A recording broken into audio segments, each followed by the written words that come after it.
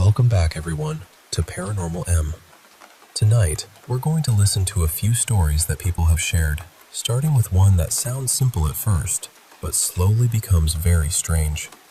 Before we begin, please subscribe to the channel, and if you like this video, don't forget to leave a like.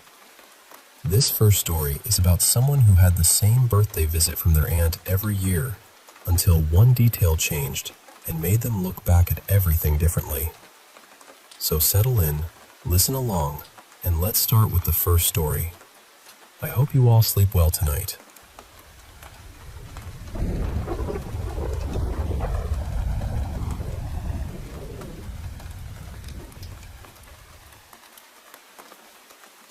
I've never really been the kind of person who posts things online.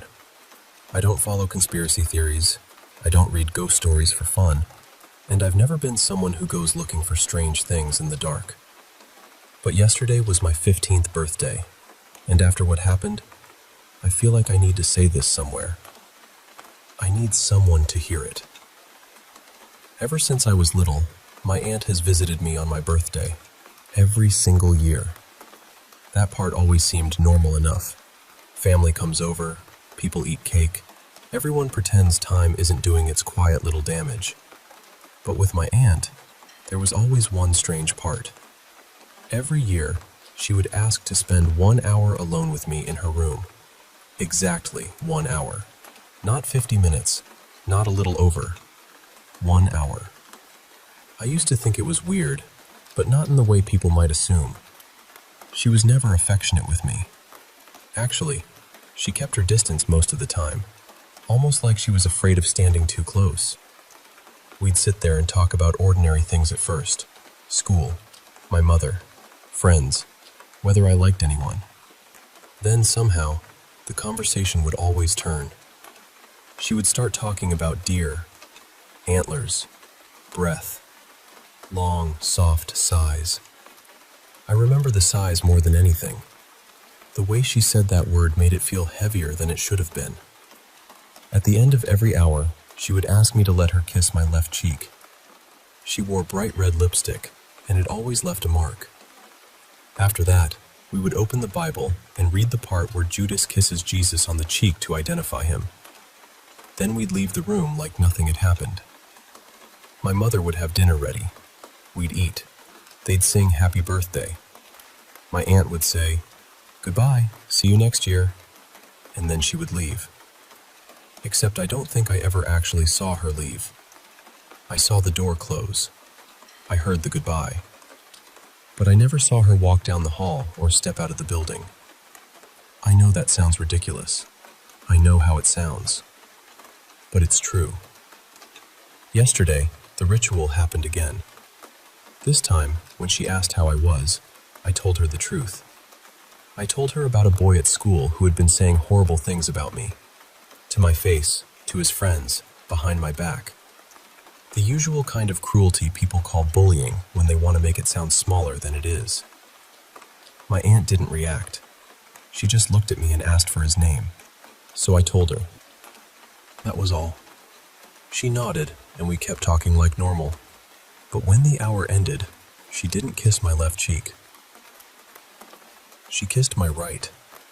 And this time, we didn't read from Matthew like we always did. We read from John. Not even the part about the kiss, because John doesn't tell it that way.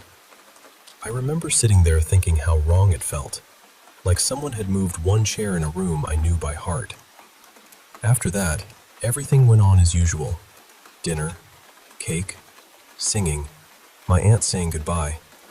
The door closed. Then my mother got a phone call. The boy from school was dead.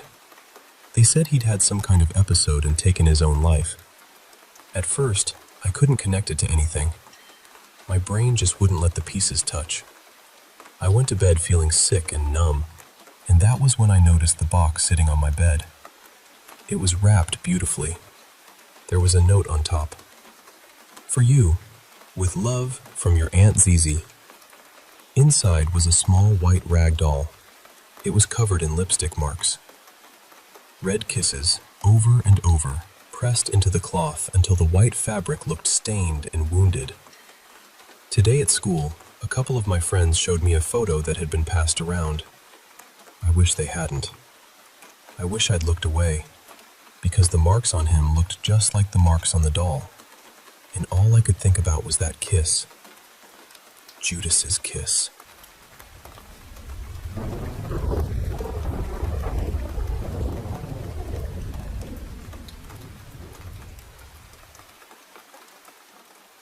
I want to tell you about something that happened a few years ago, back when my life felt pretty settled.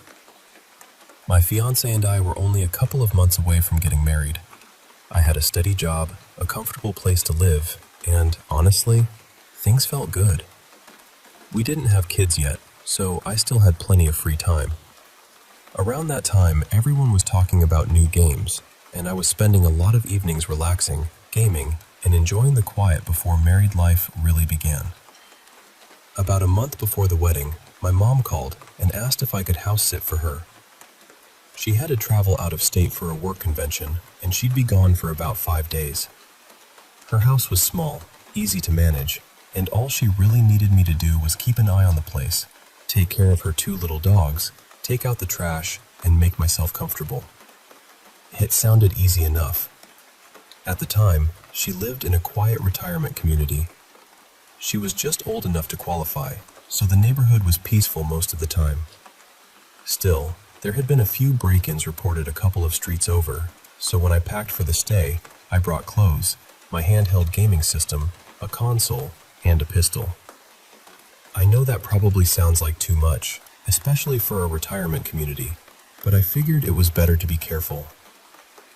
The first couple of days were honestly nice. I'd go to work, come back in the afternoon, feed and play with the dogs, grab something easy for dinner, and spend the night gaming or chatting with friends. When it was time to sleep, I kept the TV on because I've never been great at relaxing in someone else's house. Background noise helped, so I'd put on gaming videos or old comedy episodes and let them run while I drifted off. I slept on the couch in the living room, even though my mom had told me I could use her bed. There were 2 reasons I didn't. First, she used these homemade laundry products that had a really strong, sweet smell.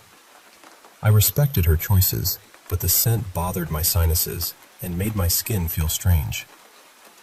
The second reason was harder to explain.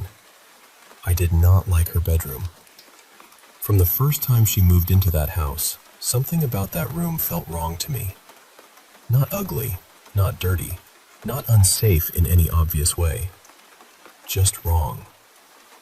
I remember helping her build furniture in there once while she was painting in the kitchen with music playing. It was bright outside. The curtains were open. Nothing scary was happening at all. But the entire time I was in that room, I felt this heavy pressure in my stomach, like I was somewhere I shouldn't be. I kept brushing it off because my mom loved the house and slept in that room every night without any problems. So I told myself it was just me being weird. The layout of the house was simple. The living room was at one end, the kitchen was in the middle, then a hallway with the bathroom, and finally my mom's bedroom at the far end. From the couch, if I looked to my left, I could see part of her bedroom doorway. It was only maybe 20 feet away. For the first 2 nights, nothing happened. Then came the 3rd night.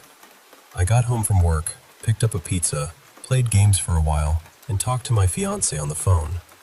Later, I curled up on the couch with the dogs and put something familiar on the TV. One of those shows I'd seen enough times that I could fall asleep to it without paying much attention. I had placed my pistol under the cushion near my pillow, hidden but close enough to reach. Again, I know that may sound extreme, but with the break-ins nearby, I wanted it within arm's reach. Eventually, I fell asleep. At first, I had one of those vague dreams where everything is gray and muffled. But then the dream changed. Suddenly, I was back in my mom's living room, lying on the couch exactly how I had fallen asleep. I could see the kitchen. I could see the dining table. I could even see the flickering light from the TV. Everything looked clear, almost too clear. I remember lying there, wondering if I was awake or dreaming. Then I noticed the bedroom door. It was wide open, and there was a man standing in the doorway. He was just standing there, staring at me. I couldn't see his face. I couldn't make out clothes or features. He was tall, broad-shouldered, and unnaturally still. The best way I can describe him is that he looked like a pitch-black mannequin with a smoky darkness around him. Everything else in the room looked sharp and real, but he looked like a hole cut into the world. For a moment, I didn't feel afraid. I think part of my brain was still trying to convince me it was only a dream. Then I noticed the TV. The sound was clear. The picture was clear. It wasn't muffled like dreams usually are for me. I could actually make out what was happening on the screen. And then I felt my hand tighten around the pistol. I don't remember reaching for it. I don't remember deciding to move. I just suddenly became aware that my hand was already gripping it. The instant my fingers wrapped around the handle, the man charged. He sprinted straight toward me, not around the hallway, not through the normal space of the house. He came forward so fast it felt impossible, like he was cutting through the walls themselves. In less than a second, he would have been right on top of me. I screamed. My body reacted before my mind caught up. I sat straight up and aimed the pistol toward the hallway. But by then, he was gone. Just gone. The bedroom doorway was empty. The hall was empty. The house was quiet except for the TV. The dogs had woken up and were looking at me like they had no idea what had just happened. I sat there frozen, heart pounding, arms still outstretched, trying to understand whether I had just dreamed it or whether something had really been standing there. After a while, I got up and turned on every light I could reach. I aimed down the hallway, even though part of me knew how ridiculous it sounded to point a gun at something that might not have been human. But in that moment, I wasn't thinking clearly. I was scared. My mom's bedroom door was open. I still don't know whether I had left it that way or not. I didn't go down the hallway. I couldn't make myself do it. I sat back down on the couch with the dogs and stared toward that dark part of the house for the rest of the night. I tried to let the TV distract me, but it didn't work. Every little sound made my nerves tighten. At some point, I must have fallen asleep, because the next thing I remember was waking up to my alarm at 6 in the morning. I didn't shower that day because the bathroom was too close to the bedroom. All day at work, I kept thinking about it. I kept asking myself if it had been a dream. Maybe it was. Maybe my brain had stitched together the house, the TV, and my discomfort with that bedroom into one awful nightmare. But it didn't feel like a dream. And the worst part was thinking about my mom living there. I was only staying for a few nights. She had to sleep in that house every day. For the last 2 nights, I kept every light on. When I got back before dark, I forced myself to go into the hallway and turn on the bedroom light too. Daylight made me braver. Not much, but enough. Nothing else happened. When my mom came back, I called her during my lunch break and told her everything. I described the man, the doorway, the way he ran at me, and how real it felt. My mom is religious, and she's always believed there are things in the world we don't fully understand. She took me seriously right away. After that, she contacted the woman who had owned the house before her and asked a few careful questions. That woman told her that she and her husband had lived there together. Then my mom asked if her husband had died in the house. The woman said yes. He had died in the bedroom. Apparently it had been a sudden heart attack, a bad one. My mom was not happy after that. She had never seen anything herself, but she didn't like the thought that something might be lingering in her home. She didn't call an exorcist or do anything dramatic. She just prayed. A lot. That was her way of handling it. And strangely enough, nothing ever happened again. A few months later, I watched the house for her one more time, just for a day, and I didn't see anything. But even then, whenever I got close to that bedroom, that same heavy feeling came back. That same sense that I should not go in there. Eventually, my wife and I had our first child, and we moved to a larger place with some land. My mom sold that house and moved into a small place on our property so she could be close to her grandchild.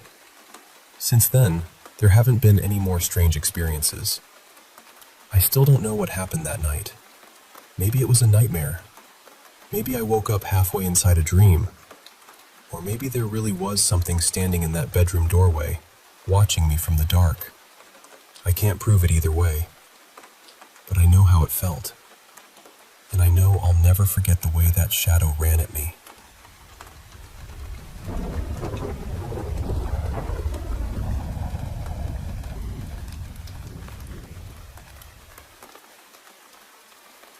Hey, I want to share a story a good friend of mine told me. It's one of those tales that really sends a chill down your spine. It didn't happen to me, but I trust this friend completely. She's one of the most grounded people I know, no nonsense, so I believe every word she said. This took place late one night when we both worked at a nursing home. She went into a patient's room to give medication, but the moment she stepped into the doorway, she stopped dead in her tracks. The patient was sitting up in bed, but what caught her eye was that the patient wasn't alone. Sitting at the foot of the bed was this figure, completely cloaked in black. It wasn't human, that was clear. What's eerie is that both the patient and this dark figure turned to look at her, but she couldn't make out any facial features except for this enormous, unsettling smile. It freaked her out so much that she literally ran out and grabbed another nurse to come back with her. When they returned, the patient was still sitting up, but alone. The patient said something like, "You scared my friend. He's hiding in the closet." My friend didn't dare look in there. She thinks it might have been some kind of angel of death, because the patient was declining and passed away a few weeks later. It's a haunting story, and even after all these years, it still sticks with me.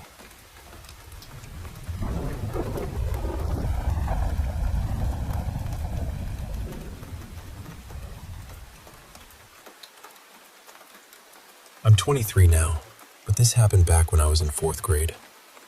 And just to give you a little context, weird paranormal stuff wasn't exactly new to me by then. Before this, I'd already had a few strange experiences when I was living at my grandmother's house. Apparently, I had an imaginary friend there, except I don't actually remember having one. My cousins remember it though. They still tell me stories about how I used to make them play games with this so-called friend, and how badly it scared them. But I swear, I have zero memory of any of that. I do remember other things though. I remember my dolls turning their heads when nobody touched them. I remember seeing shadows move around. And I remember this one really unsettling moment when my late grandfather's favorite song randomly started playing on our old computer, while his ashes were sitting on the shelf right above it. As a kid, that absolutely terrified me. Eventually, my mom and I moved out of my grandma's house and into an apartment. She was a single mom, so it was just the two of us. We lived on the 3rd floor, and the apartment directly below us stayed empty the entire time we lived there. Maybe that didn't mean anything, but when you're a kid, an empty apartment under you feels like it has teeth. I didn't hate that place exactly, but it always felt off. The worst part was my bedroom. At night, I would see these pale, floating shapes drifting across my ceiling. They looked like soft white blobs, just moving slowly around up there. I know that sounds strange, but I'm only telling you what I saw. I was so scared that I kept running out of my room and crawling into bed with my mom. One night, she finally got tired of me taking over half the bed, so she decided to sleep in my room instead. And that was the night she saw them too. The same white shapes floating across my ceiling. After that, she contacted this woman my aunt knew. I don't really know what to call her. A spiritual healer, a medium, an energy reader, something like that. I honestly still don't know what her actual title was. But before she came over, she told my mom not to tell her anything about what I'd been seeing. She wanted to come in without knowing any details. Now here's the part that has stayed with me the most. A few weeks before that woman came over, I had a sleepover with two friends. I'll call them Jamie and Jordan. They were twins. I was mostly friends with Jamie, but Jordan always had to come along because their parents didn't let them go anywhere separately. The three of us were sleeping on my bedroom floor. Our heads were against the wall, facing into the room. Jamie was in the middle, Jordan was closest to the door, and I was closest to the window. At some point in the middle of the night, I woke up and opened my eyes. There was a woman standing in my doorway. Not a shadow, not a dream, not sleep paralysis. A woman. She looked like she may have been indigenous or Latina. Her clothes looked old-fashioned, almost like something from a very old painting. The kind of clothing you'd imagine from centuries ago. But the part I remember most clearly was her face. She was looking directly at me. She slowly walked from my bedroom doorway all the way across the room toward the window, never breaking eye contact with me. I just lay there completely frozen, watching her move. Then I squeezed my eyes shut as hard as I could. When I opened them again, she was gone. Fast forward to the day the spiritual woman came to our apartment. She walked through the whole place, burning sage, talking about the energy in the rooms, doing whatever it was she did. Eventually, the three of us ended up sitting on the kitchen floor. It was just me, my mom, and this woman. We were sitting there talking when, out of nowhere, the room started smelling absolutely horrible. And then this woman suddenly jumped up. She was clutching herself, panicking, and when I looked down, there was a puddle of liquid poop on the kitchen floor. I wish I was joking. This grown woman had literally had diarrhea right there on our kitchen floor. She ran straight to the bathroom while my poor mom was left cleaning actual human diarrhea off the floor. And I'm just sitting there, 10 years old, trying to process how the night had gone from spiritual cleansing to whatever fresh nightmare this was. A few minutes later, the woman came out of the bathroom looking genuinely shaken. And she said, "I saw it." According to her, while she was in the bathroom, she saw the entity that had been attached to me. I don't remember every single thing she said after that, because honestly my brain was still stuck on the fact that she had just pooped on our kitchen floor. But I do remember one thing very clearly. She told my mom there was also a large cat protecting me. A black panther. My mom immediately reacted and said something along the lines of, "That makes sense. I've always prayed for a black panther to watch over her and protect her." And there was no way this woman could have known that. To this day, I still don't fully know what happened in that apartment. I don't know who I saw walking across my room. I don't know what that woman saw in the bathroom. I don't know why my mom and I both saw those white floating shapes on my ceiling.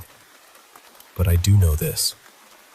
I'm 23 now, and I have a black panther tattooed on my arm. I got it when I was 17, and I have never regretted it for even 1 second. Maybe the whole thing sounds ridiculous. Maybe it is ridiculous. But whenever life gets heavy, or whenever I just need to laugh at how completely unreal that night was, I think about it again. Because honestly, what was that? And now this panther is right there on my arm, not hidden at all, so people ask me about it all the time. The tattoo is gorgeous, by the way. The artist did an incredible job with every little detail. But when people ask me why I got it, I usually just say, it's kind of a long story, but basically, it's my spiritual guardian. Because really, how am I supposed to explain the full version? Nobody is ready for the kitchen floor part.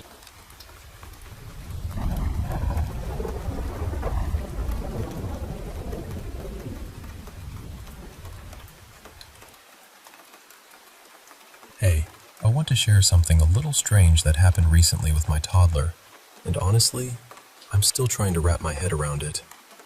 So, you know how people often say little kids can sometimes sense things adults can't, like spirits or energies? Well, this morning I was putting laundry away in my little guy's room. His closet door was wide open, and I was facing it, so I couldn't see his window directly, but I could peek through the little gap near the door hinge. If I leaned in just right, I could get a pretty clear view of the space in front of his window. It sounds silly, but perspective mattered here. Anyway, as I was folding clothes, I started hearing giggles and the kind of excited cooing only a 1-year-old can make. Curious, I looked through the door gap and saw the curtain by the window move like someone was wrapping it around themselves, almost hiding. I got closer to the hinge and saw my son standing about a foot from the window, laughing and staring right at the curtain. For about 5 seconds, I watched the curtain shift again, wrapping like it was concealing someone. Then, my little guy walked right up to it. I turned away to hang more laundry, thinking maybe his older brother was playing hide and seek with him. They do that all the time. But here's the thing. When I finished, switched off the lights, and called both my sons to come out, I saw the 5-year-old sprawled on the couch, watching TV. There was no way he'd snuck out unnoticed, meaning my toddler was alone at the window the whole time. So, was my son playing with a spirit? Or was I imagining that curtain moving? I should mention there's a small fan running in his room 24/7, but it's nowhere near strong enough to move those thick blackout curtains like that, much less wrap them around like someone hiding. Plus, our house is fairly new, and no one's ever passed away here or nearby. I don't know what to make of it, but it's been on my mind. Maybe sometimes children do see things adults can't. Or maybe it's just one of those unexplained moments we don't have answers for. Either way, it's a story I'll keep close.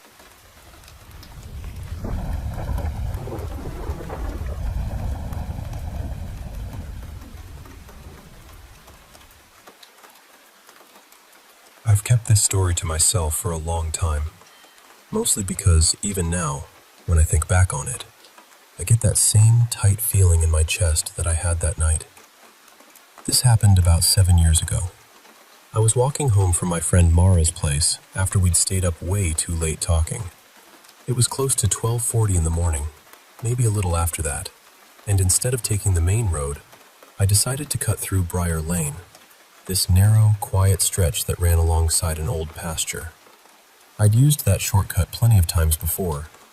In daylight, it was nothing special.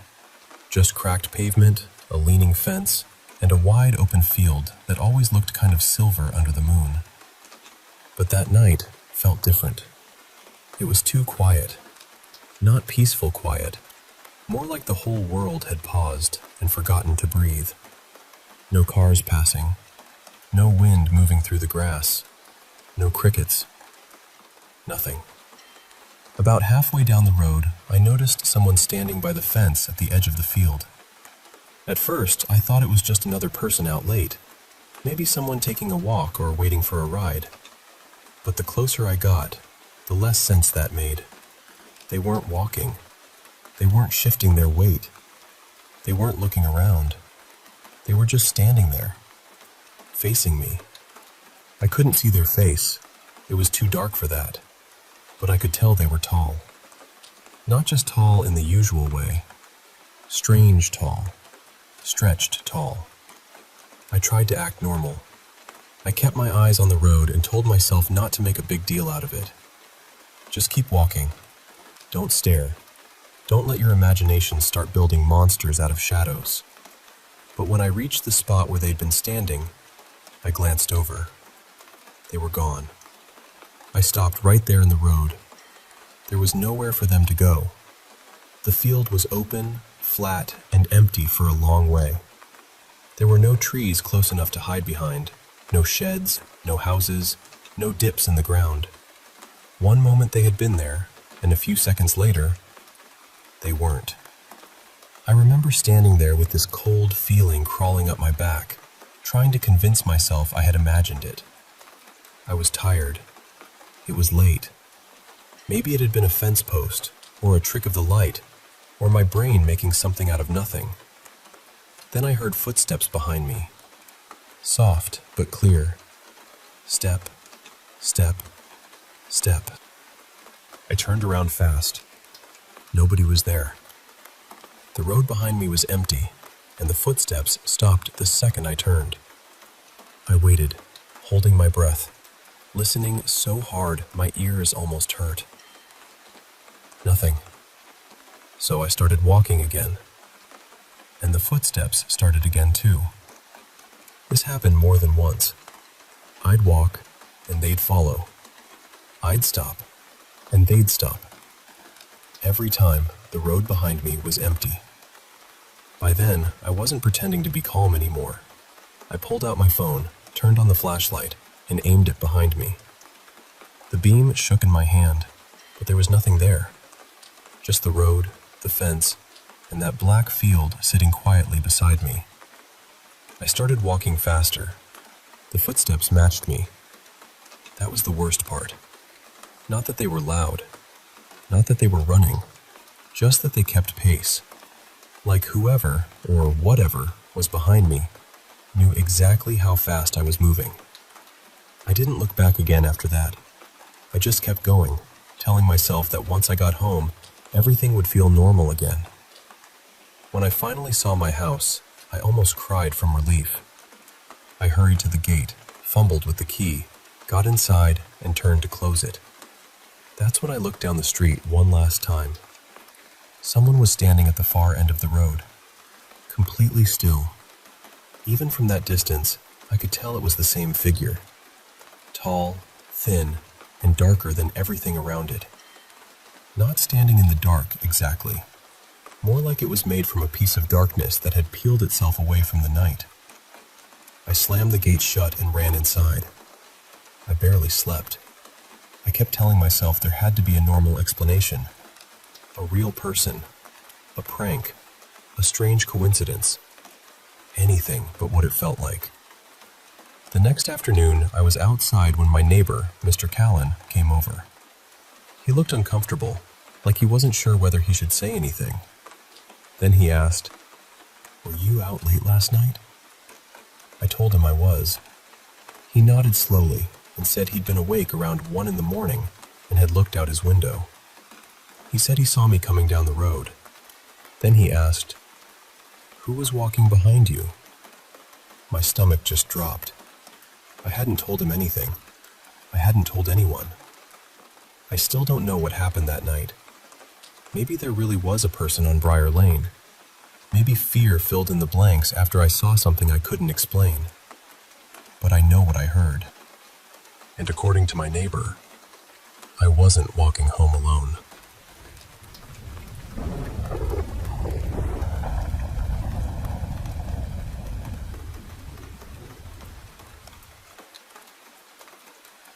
Hey there, I want to share a story from last fall that's stuck with me ever since. So, I'm an HVAC and electrical contractor, and I often work with realtors fixing up homes that are in escrow. This particular day, it was already dark by 4:30 p.m., which is typical for late fall. We were at this empty house. Lights were on, but no one was around. My assistant and I were there to replace the furnace. Right away, he mentioned feeling this strange, heavy vibe in the house. I felt it too, like something just wasn't right. The house was about 30 years old, in a pretty standard neighborhood in the North Valleys of Reno, Nevada. I remember saying a couple of times in the afternoon that I thought I heard footsteps down the hallway. My helper admitted he heard them too, but didn't say anything. As we wrapped up, he suddenly pointed down the hall. We both saw it, a translucent figure of a man, waist up only, walking into the front bedroom. It was so clear. My helper called out, "Hey, you're not supposed to be here." We checked the room thoroughly, windows locked, nothing out of place. We looked all over the house, but we were alone. Needless to say, we packed up fast and called it a day. I don't think I've ever locked up a house that quickly. The next day, I called the real estate agent to let him know we finished and that the inspection was scheduled for the following week. I asked about the house's history. He told me the previous owner's daughter was selling the place. Apparently, her mother had passed away there that spring, and a few months later, her father took his own life in the bedroom. He then mentioned that his client had seen her father in the house while cleaning it out, and thought maybe she was a little crazy. I just chuckled uneasily and never told him what we saw. But sometimes places hold onto the memories of those who lived and left there. I still think about that figure in the hallway. Maybe it was just a lingering presence saying goodbye.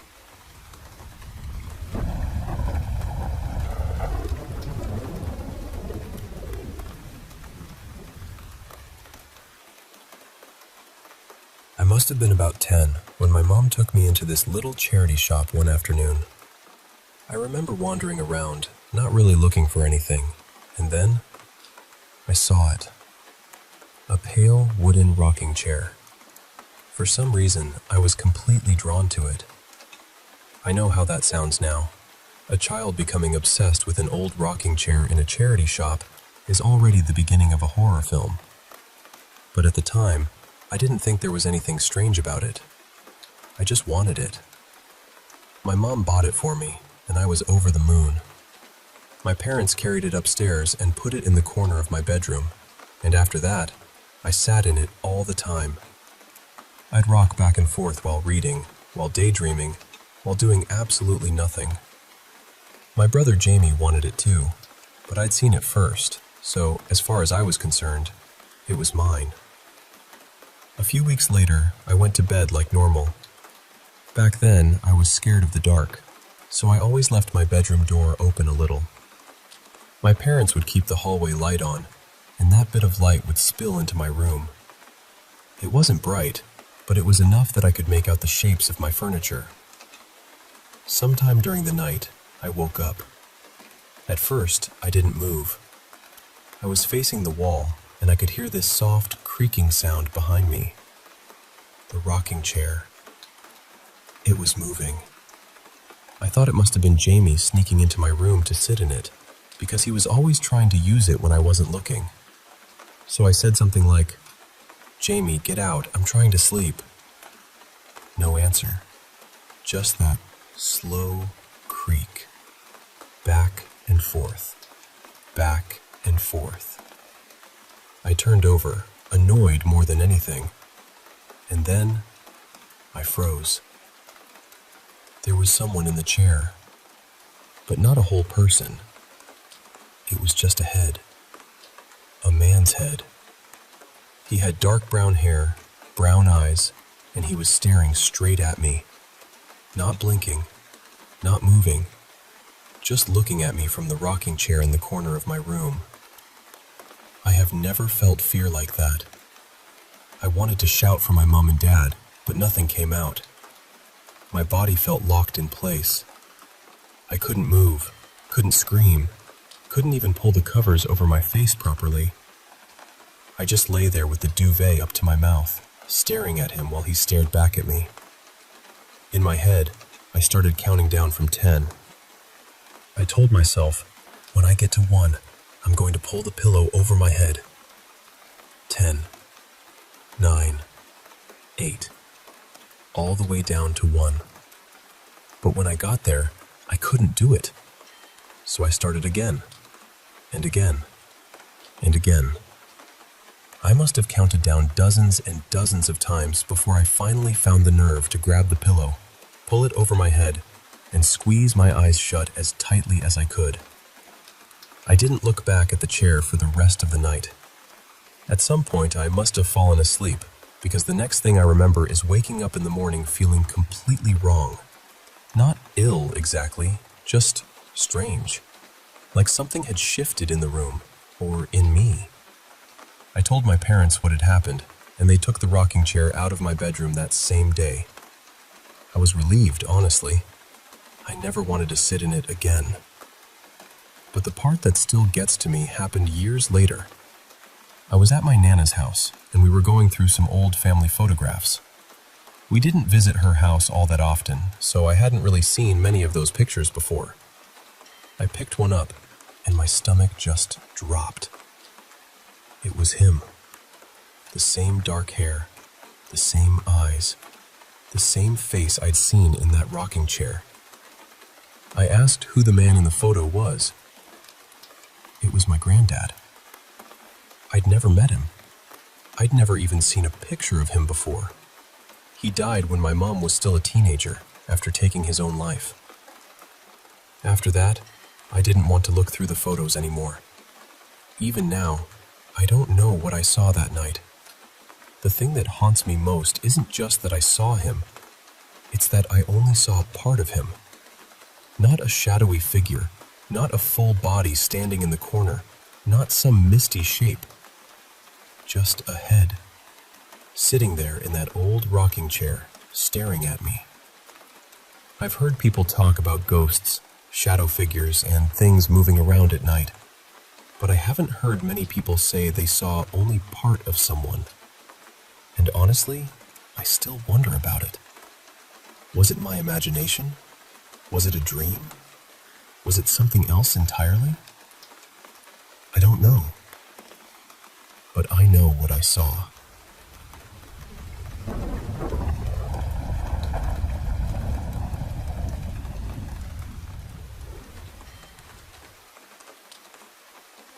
Hey, I want to share a little story from when I was a kid, maybe around 9 or so.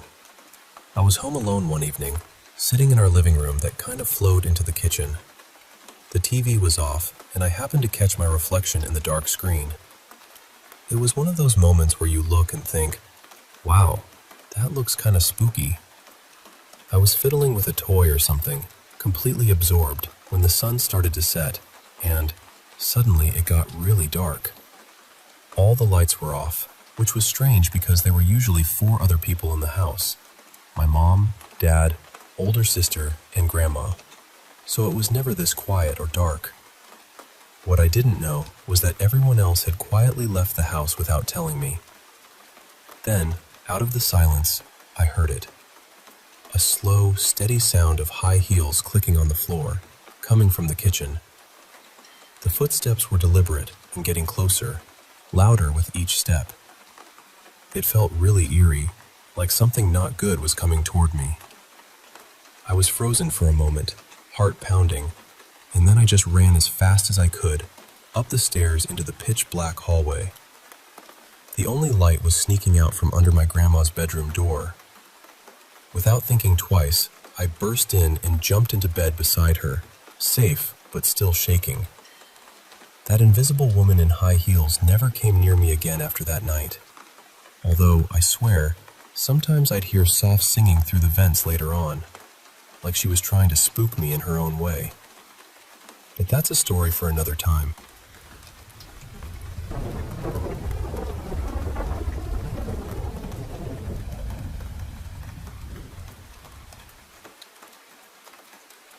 I guess the best way to say this is, I think the house we moved into might be haunted. And I know how that sounds, I really do. I'm not saying that because I want advice, or because I'm panicking, or because I think I'm in danger. Honestly, I'm not even that scared. A little nervous sometimes, sure, especially when the lights are off and the house starts acting like it has opinions. But mostly, I'm just fascinated by it. We moved into this 2-story rental in early spring. It's not ancient or anything. It was probably built sometime in the 80s or maybe the early 90s. The place has that classic landlord renovation charm. Paint where paint should not be. Trim that gives up before reaching the wall. Window screens that fit like they were installed by someone guessing from memory. But overall, it's a good house. The appliances work. The electricity is fine, except for one flickering bulb I refuse to count as spooky evidence. The heating and air are fine. The water pressure is great. There's nothing dramatic in the house's history, at least not that I know of. I live with 3 roommates who I'll call Dev, Hallie, and Tay. Tay's cat moved in a few weeks after we did, and honestly, she has become one of the better witnesses in this whole thing. The weirdness started almost immediately. On our second day there, Tay and I heard what sounded like people talking downstairs. Not one person mumbling, a whole quiet conversation. At least 3 voices, low and hushed, coming from the kitchen area. Then we heard the garage door open and close. We thought Dev and Hallie were back from picking up more stuff from the old place. But when we went to check, the garage was empty. No car in the driveway. no people, no sign that anyone had come in. Then came the stomping upstairs. That was when Tay found this hidden attic entrance near the laundry area, and for a minute we both thought, absolutely not. We have squatters. The house is on the edge of a rougher part of town, the kind of area where most of the businesses nearby have bars on the windows, so it didn't feel impossible. We checked everything. Every room, every closet, every corner. The attic entrance didn't even lead to a real usable attic, at least not from what we could tell. It was more like a narrow, vertical wooden shaft going up toward the roof. Nobody could have been living up there. Nobody could have slipped in and out. I even put a camera in the upstairs hallway for a while, but it never caught anything. That same evening, my closet doors started opening and slamming shut by themselves. They're sliding doors, heavy and kind of stubborn on their tracks. There was no breeze. No one was near them. And they weren't just drifting open. They were moving hard, harder than I think I could have moved them from where I was standing. It happened several times over maybe 10 minutes, and then it stopped, like someone had gotten bored. For a little while after that, nothing major happened. Then one night, I woke up and my bedroom door was open. It hadn't been locked, but it had been fully latched. Everyone else was asleep. Nobody admitted to opening it, and honestly, I believed them. That happened once more later on. Around then, Tay and I started hearing the knocking. That's probably the most regular thing now. It usually happens late at night, somewhere between 2 and 6 in the morning. At first, we tried to explain it away as pipes, because that's what reasonable people do before admitting their house might be playing percussion. But we figured out the sounds came from 2 specific spots: the middle of the upstairs bathroom floor and the kitchen floor near the garage door. And it doesn't sound like pipes. It sounds like knuckles. A bare fist knocking on tile upstairs and on wood downstairs. I tested it myself, tapping the same way with my own hand, and the sound matched almost perfectly. The stranger part is that sometimes it seems to respond. I know how that sounds. But certain words seem to get reactions. The word ghost almost always earns a knock or two, which feels less like a haunting and more like someone interrupting a conversation to say, "Yes, hello, present." After that, the activity became a pattern. Knocking, doors opening or closing, sometimes softly, sometimes with force. Occasionally, it sounded like someone was walking on the roof at night. We checked the house. We checked outside. No sign of anyone. And sound travels so easily in this place that I really don't think a person could hide here without us knowing. Most of it happens around the laundry room, the kitchen, and my bedroom. My room is right next to the laundry room, with the bathroom on the other side. It's like the whole upstairs hallway is a little paranormal intersection. Then, a couple of weeks ago, it got stronger. By then, the cat was living with us, and she reacts to the noises too. That actually made me feel a little better, weirdly. At least Tay and I weren't just winding each other up. The cat will freeze, stare, jump, or bolt right when the sounds happen. I also started seeing shadows. Not often, just quick glimpses. Always upstairs in the hallway or downstairs near the kitchen. The upstairs ones seem to come from the bathroom area. They look tall but hunched, and they're never visible for more than a second or two. Sometimes I hear shuffling when they move. Downstairs, they seem to duck behind furniture or vanish near the tiny bathroom under the stairs. Tay may have seen one once too, though I'm not completely sure.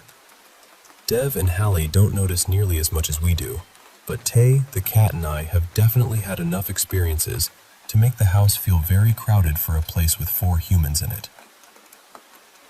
What finally made me want to talk about it was what happened tonight. I was getting ready for bed and leaving the bathroom to go to my room. The hallway lights were off, But Dev had put these color-changing fairy lights along the little wall by the stairs, so it wasn't completely dark. I didn't see anything, but when I reached my bedroom doorway, I suddenly felt like someone was standing behind me. So I waved. I know that sounds ridiculous, but I figured if something was there, I might as well be polite. The second I waved, there was this loud grinding sound right in front of my face. It sounded like metal scraping against stone, except it came from empty air. Immediately after that, I heard footsteps running toward me. Fast footsteps. Human footsteps. But there was nothing there.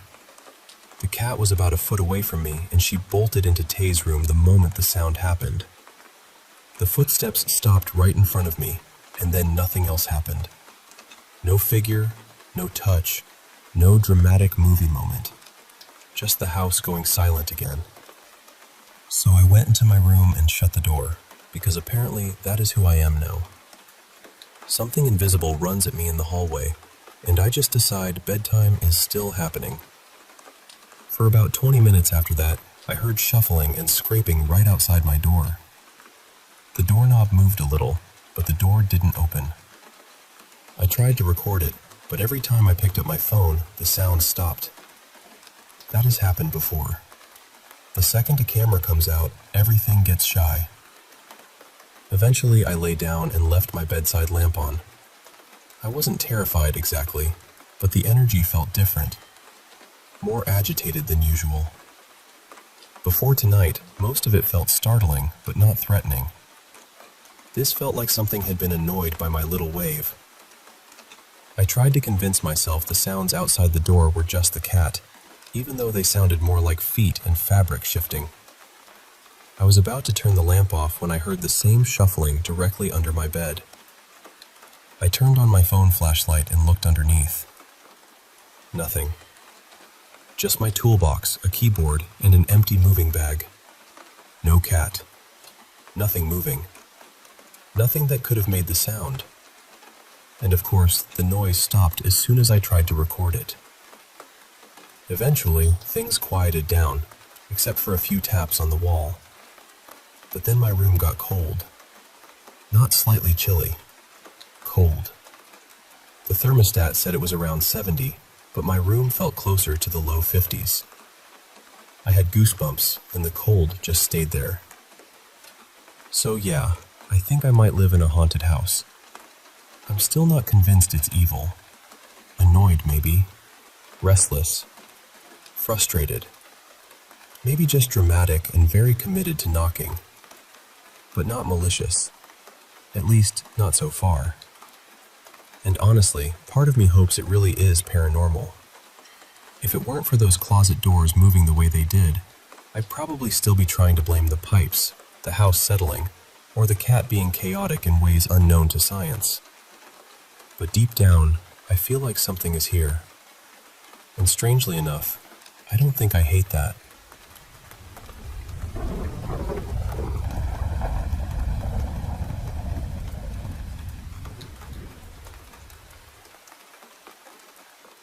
You know, I grew up in this cozy little bungalow from the time I was about 3 until I was 14. It was pretty modest. 3 small bedrooms lined up down a hallway that led right into the living room. We had a finished basement, and there was this one concrete room down there meant for cold storage. Now, that room, it absolutely terrified me as a kid. Whenever the door was left open, I swear I saw shadows, like a figure, maybe human-shaped, just watching me.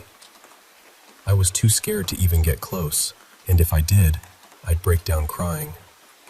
Whenever my parents went down there, I'd stand at the top of the stairs, screaming and pleading with them to stay away from that room and come back upstairs. Upstairs, my bedroom was just across a tiny hallway from my parents'.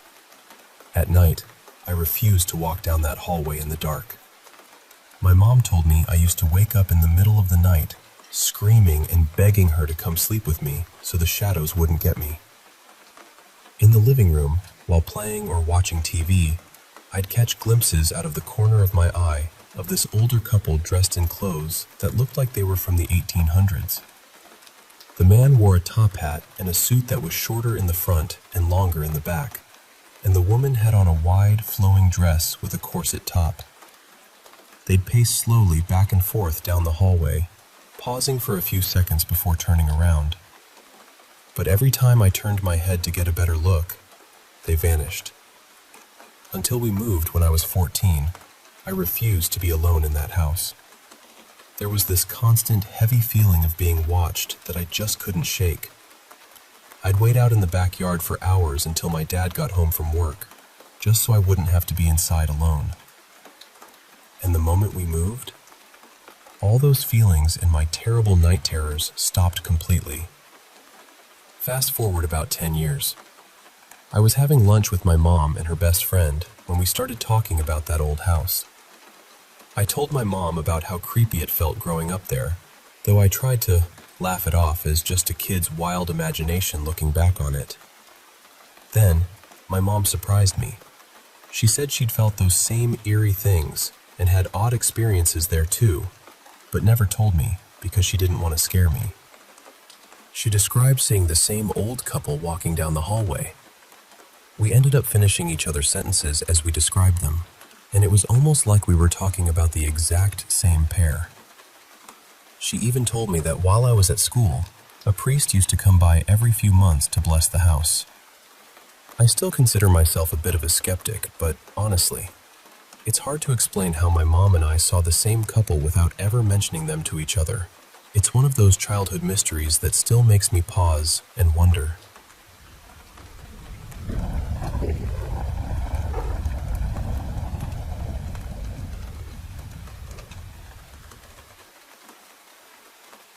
Hi everyone. I'm reaching out because I honestly don't know how to make sense of what has been happening with my mother. This has been building for years now, and it feels like I've been carrying it around quietly for so long that I don't even know where to begin. About 8 years ago, I started having these really vivid dreams that my mother was going to die. At first, I tried to ignore them. I told myself dreams are just dreams. But then they happened again and again, maybe 3 or 4 times, and they felt so real that I got scared. I told my mom about them, but she brushed it off. At the time, she was healthy. She had barely ever been sick in her life, and there was no obvious reason for anyone to be worried. Then, slowly, things started changing. She began having health problems no one could properly explain. Her legs started swelling badly. She lost weight. Her strength began fading. This went on over several years, starting before the pandemic, and then everything seemed to get worse after that. Eventually, she became so weak that she dropped to around 36 kilos and had to spend weeks in intensive care. She was being fed through IV support because normal food just did not seem to help her body recover. We tried everything we could think of. Doctors, priests, spiritual people, house cleansing, prayers, all of it. Nothing really changed in any lasting way. After she came home from the hospital, she improved a little physically. She gained some weight back and reached around 45 or 46 kilos. But then a new problem started, and in some ways it has been even harder to live with. Her behavior changed. Over the last couple of years, she has become harsh, angry, and verbally abusive. She goes through huge amounts of soap and wipes every single day. She cleans for hours, washes things repeatedly, and spends money on these items like there is no limit. She refuses to eat properly. She does not take her medicine consistently. Anytime someone asks her about it, she snaps back as if nobody has the right to question her. What makes it more confusing is that around outsiders, she can act completely normal. She hides all of these habits when other people are watching. So from the outside, nobody really sees what we deal with at home. My father does not really confront her. He keeps buying what she asks for and avoids challenging her behavior. I know he may be tired too, but it feels like his silence has allowed everything to keep getting worse. I feel angry at him for that, even though part of me knows this whole situation is probably bigger than him too. I have started pulling away from my mother. I barely interact with her now.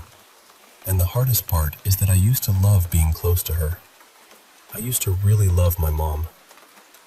But now, when I look at her, it feels like the person I knew is gone and someone else is living in her place. Part of me wonders if this is mental illness. Part of me wonders if something spiritual or dark is involved. And part of me is just exhausted and wants to cut her off completely so I can stop feeling trapped in this. She refuses to see psychologists properly. She avoids medication. She will not admit anything is wrong. I feel like I am standing in front of a locked door, knocking until my hands hurt, while the person inside pretends not to hear me. So I'm asking honestly, what can be done in a situation like this? Is this illness, something spiritual, or both? And how do I accept that someone I loved so much now feels like a stranger in my own home?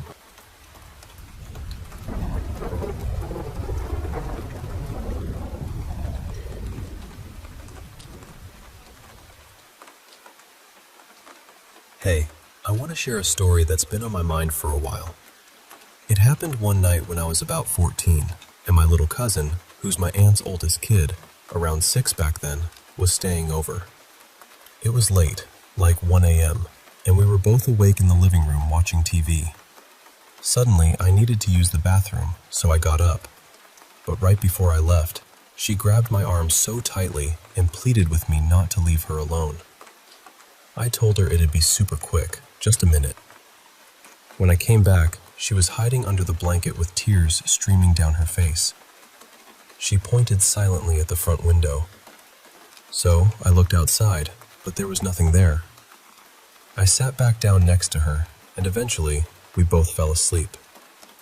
The next day, my brother, cousins, and I went to visit my mom and her boyfriend and told them about what happened. They gave us some sage to clear the house. I told them about what my cousin saw, and when my mom's boyfriend gently asked her about it, she just whispered something to him and started crying uncontrollably. We never pushed her to talk about it again because we didn't want to upset her more. She's 10 now, and sometimes I think about asking her if she still remembers. What breaks my heart the most is that she begged me not to leave her alone, but I did anyway, and she had to face whatever it was by herself. Thankfully, we're out of that house now. It's one of those moments that stays with you, you know?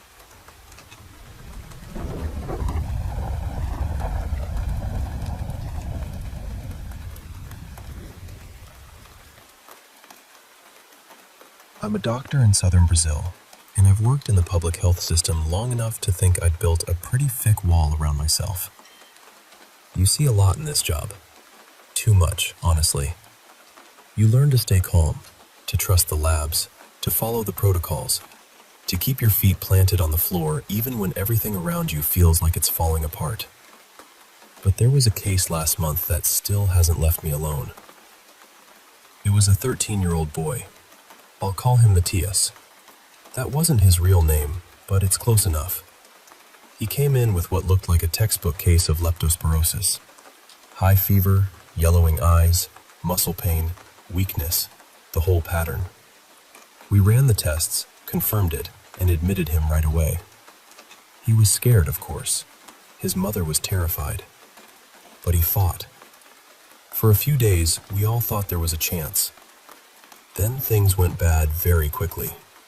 His kidneys started failing. Then came the pulmonary bleeding. We did what we could, but he died. It was awful, but medically speaking, it wasn't impossible to understand. In poorer areas, especially after heavy rain and flooding, leptospirosis can be brutal. Rat urine gets into dirty floodwater. Kids play in it. People walk through it. And sometimes the infection turns deadly. That part, as painful as it was, made sense. What happened afterward is the part I still can't explain. A few days later, his mother came back to the hospital for the death certificate. She looked exhausted in a way I don't think words can really hold. Like grief had hollowed her out and left her walking around by habit. She told me that Matthias had been acting strange for about a week before he got visibly sick. Not just quiet, not just tired, strange. One afternoon, he sat both of his parents down at the kitchen table and told them, very calmly, "I'm going to die from leptospirosis." They thought he had heard something on the news, maybe a warning after the floods, maybe something at school. They told themselves he was being dramatic, the way kids sometimes are when they get frightened by a word they don't fully understand. But then she showed me the drawings. There were 3 of them, all folded and wrinkled, made on notebook paper with crayons and a cheap blue pen. Nothing polished, nothing artistic. Just messy, childish sketches with uneven lines and awkward little figures. Somehow, that made them worse. The first drawing showed a boy standing ankle-deep in a wide puddle of filthy water. He was smiling. Behind a tipped-over garbage bin, there was a little rat peeking out. His mother said he drew it before he had any symptoms. That alone made my chest tighten, because that is exactly how leptospirosis spreads in places like his neighborhood. Floodwater, waste, rats. A dangerous little triangle hiding in plain sight. The second drawing showed him lying in a hospital bed. On one side, there was a doctor with a long white coat and something that looked like a stethoscope. On the other side, there was a nurse. Above the bed, floating near the ceiling, he had drawn this oval shape, almost like a tiny flying saucer, shining a thick beam of yellow light down onto him. It looked like the light was pulling him upward. His mother said he drew that one the night before they brought him in. Then she unfolded the third drawing. I still remember the feeling in my stomach when I saw it. It was a small chapel with a cross on top. There was a narrow window drawn in little colored blocks, like stained glass. Inside, there was a simple altar placed to the left, and a row of benches drawn at an odd angle. It was almost exactly like the small chapel inside our hospital. The one near the mortuary area. The one where bodies are sometimes kept briefly before they're taken by the funeral home. Same little window style. Same layout. Same strange position of the altar. Matthias had never been taken there. His mother swore he had never even seen that part of the hospital. I wanted to tell myself she was mistaken, that maybe he had passed it during another visit. Maybe someone described it to him. Maybe the drawing was generic and my brain was filling in the gaps. But I was holding that paper in my hand, and it looked like our chapel. Then she showed me the last thing. She opened a notebook where the family had written down passwords and little notes, and tucked inside was the name of the last YouTube video he had watched before he got worse. The song was called Doña Muerte. I looked it up later because I couldn't stop thinking about it. The lyrics were about death coming for a young boy who became ill after the rain. It mentioned a fever burning from the inside, the body failing, the family being left behind. Not in a vague, poetic way either. The progression in the song felt horribly close to what happened to him. His mother said he had played it over and over the day before he told his parents he was going to die. I don't believe in omens. I don't believe in visions. I'm not religious. I'm not someone who sees ghosts in the corners of hospital rooms. I believe in cultures, blood work, imaging, renal panels, oxygen saturation, antibiotics, evidence. That is the ground I stand on. But this shook me, because I can explain one piece. A child hears about leptospirosis during flood season and becomes anxious. Fine, I can explain 2 pieces. Maybe he saw dirty water and rats around his neighborhood and made a drawing because it scared him. Fine, but 3 drawings? The source of infection, the hospital bed, the doctor and nurse, the light above him, the chapel where his body would later be taken. And before any diagnosis, he tells his parents the exact disease that would kill him. Then that song, playing on repeat, describing a sick boy taken after the rain. I keep trying to force it into something rational, coincidence, grief reshaping memory, a frightened child absorbing details from adults, a mother devastated beyond words, connecting dots that maybe weren't really connected. That is probably the answer. That has to be the answer. But when she was sitting across from me, crying quietly and smoothing those crumpled drawings with her hands, it didn't feel like an answer. It felt wrong. Deeply wrong. And I still don't know what to do with it.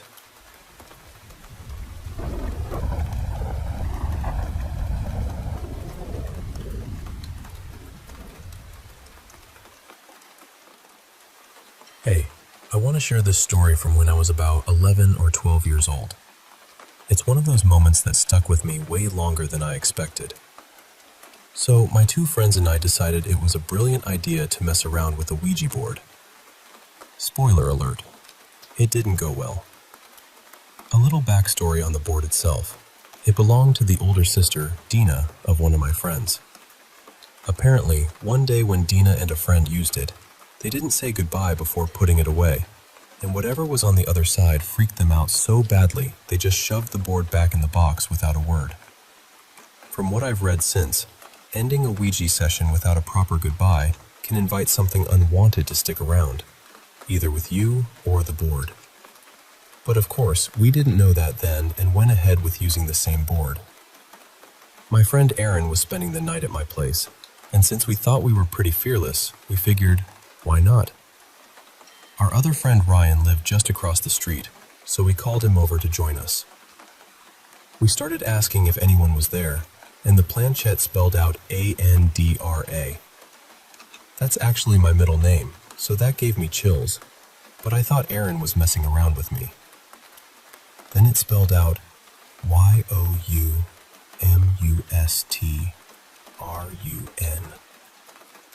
Just saying that out loud now still gives me goosebumps. So, naturally, we freaked out and tried to end the session properly this time. We ran over to Ryan's house across the street. Behind his place was this empty lot, fenced off with a small chain-link fence, and since we were curious, we decided to sneak in and explore a bit. Erin's got this gut feeling about things, and when she said we should leave, I knew we needed to listen. The air felt heavy, tense. We hurried back to the fence, calling Ryan to come back, but he thought we were overreacting. Eventually, we convinced him, and as we were helping him climb back over the fence, because, yeah, we were all a bit chubby and clumsy, something weird happened. Both Aaron and I felt this strong resistance, like an invisible force was pulling Ryan's hood back, and he started gasping for air. It was terrifying. Somehow, we managed to get him over safely, and he just wanted to go inside and forget the whole night. Aaron and I walked back to my house, trying to laugh it off like kids do, but something was off. Because I have trouble sharing a bed, I ended up sleeping on the floor that night. The next morning, I woke up with 3 long, deep scratches on both sides of my waist. It looked like claw marks, but our cat was declawed, so it couldn't have been him. And I definitely didn't scratch myself in my sleep. That was the only time anything like that ever happened. But even now, years later, I still think about that night and wonder what exactly we stirred up by using that board. It was a wild, scary experience that taught me to be a little more careful about what games I choose to play.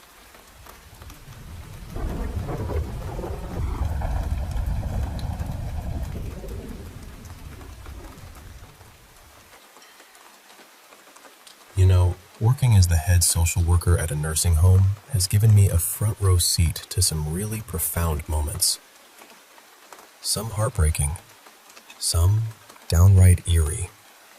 I want to share 2 stories about residents who, in their own way, predicted their own passing. It's not a spooky ghost story kind of thing, but these experiences have stuck with me. First, there was a resident. Let's call them Jamie. Jamie was under 60, stayed at our facility for long-term care because their health made living on their own tough. This was during the thick of the COVID-19 pandemic, around December 2020, right before the holidays. Jamie seemed stable. No immediate health crises that would suggest they were nearing the end. One day, Jamie asked if they could visit their family for Christmas. With all the restrictions in place, sadly, I had to say no. Jamie was heartbroken, tears streaming down. I stayed with them, trying to comfort them, and brought in our director of nursing to help soothe their distress. Amidst the sadness, Jamie confided something that really stayed with me. They were certain they wouldn't make it to the next Christmas. It felt so final, so real. We reassured Jamie, reminding them their condition was stable. There was no medical reason to expect death so soon. But life had other plans, and just 2 weeks later, Jamie passed away. It was tragic, and the circumstances were complicated, but that certainty Jamie had. It was haunting. Then there's the second story, about another resident. Let's call her Margaret. She was in her 60s, dealing with multiple health issues, but we were optimistic she'd recover enough to return home to her spouse. One day, I overheard a nurse talking nearby, and suddenly, I heard Margaret cry out in distress. I rushed to her room and found her curled up in a fetal position, her face a mask of terror. When I asked what was wrong, she said she heard people just outside her door talking about how she was going to die soon, and how they were digging her grave. I was taken aback. There was no one there, no such conversation. The nurse and I had been chatting, but nothing about death or graves. I tried to calm Margaret, assuring her no one was there with those intentions.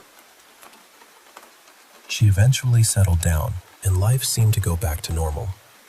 But just days later, Margaret was transferred to the hospital and passed away shortly after.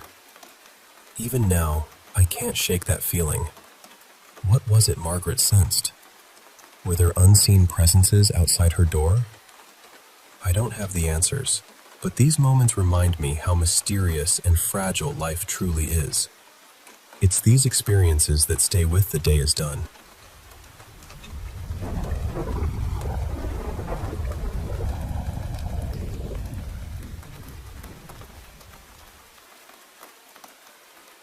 I've shared a few of my past experiences with the unexplained before, mostly because I believe in talking honestly about what I've lived through.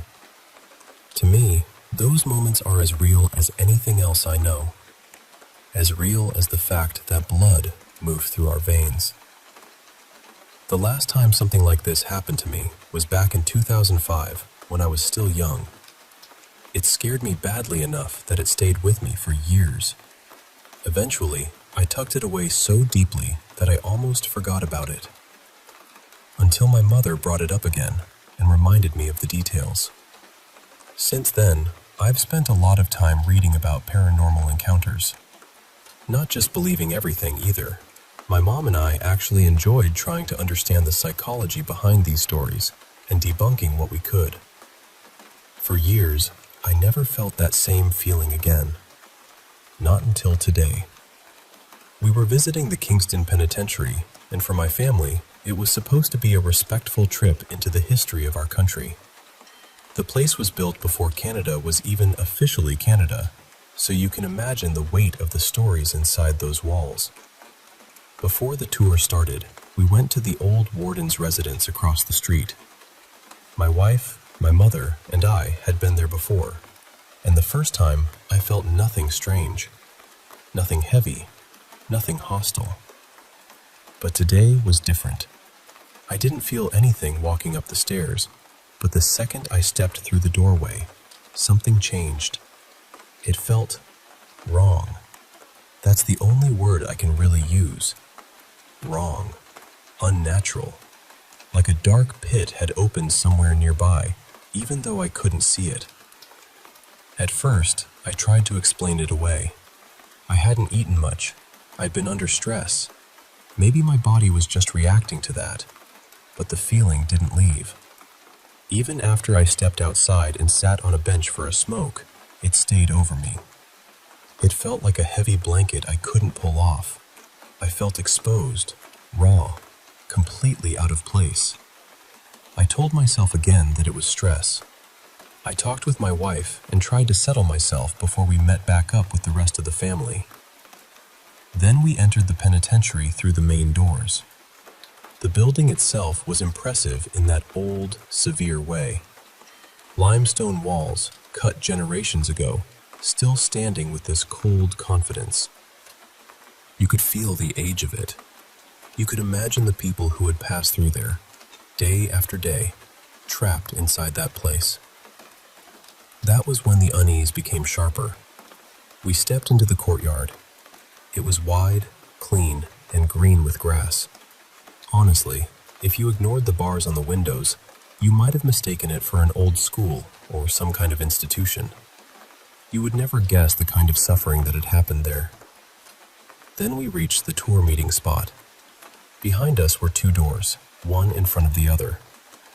The first was a massive iron gate, barred like a traditional prison door, towering above us. Behind it stood an old wooden door, worn down by time. I touched the iron gate. The metal was cool, but not freezing. And the moment my hand made contact, this wave came over me. I need to be clear here. I've seen things most people should never have to see. I've lived through trauma. I know what fear feels like. It takes a lot to shake me. But touching that gate did something to me. The hair on the arm I touched it with stood up, even after I pulled my hand away. I felt horror, pain, fear, death. Not as an idea, not as imagination. I felt it as if all of it had passed through that gate and somehow left something behind. From that moment on, I became extremely alert. There were crows, or maybe ravens, overhead. Not gathered together, just appearing one at a time. One flew over after I touched the gate. Another had passed above us before we entered. I had this awful feeling that I wasn't supposed to be there. Like something new, I could sense it. We moved into the main cell block. My mom and stepfather were enjoying themselves. They didn't seem to feel anything at all. And I'm glad they didn't, honestly. There was artwork made by former inmates displayed in that area, but I felt nothing from it. That space felt empty to me. I even touched a few different spots, wondering if maybe the cold metal or the texture of the place had triggered the feeling at the gate. Nothing happened. Then, as we were leaving, we passed one cell with something wrapped around the bars. I couldn't tell what the material was. It looked almost like bandaging. For a second, I thought I felt something there, but it was faint enough that I can't say for sure. The next area was near the canteen, where the 1971 riot took place. Given what happened there, I expected to feel something, but at first I didn't. Then I looked down a hallway. It wasn't very long, maybe 15 meters or so, but when I looked down it, I had the distinct feeling that something was looking back at me. After that, we entered what I understood to be one of the main hub areas of the prison. That was where the fear became overwhelming. I don't mean I was simply nervous. I mean I could feel fear in the space itself. It was enormous, almost too much to stand inside. I couldn't stay there long, so I don't have many observations from that part. My only thought was that I needed to keep moving. Then we entered a secured cell block. There was a laminated sign that said, "Suicide Watch."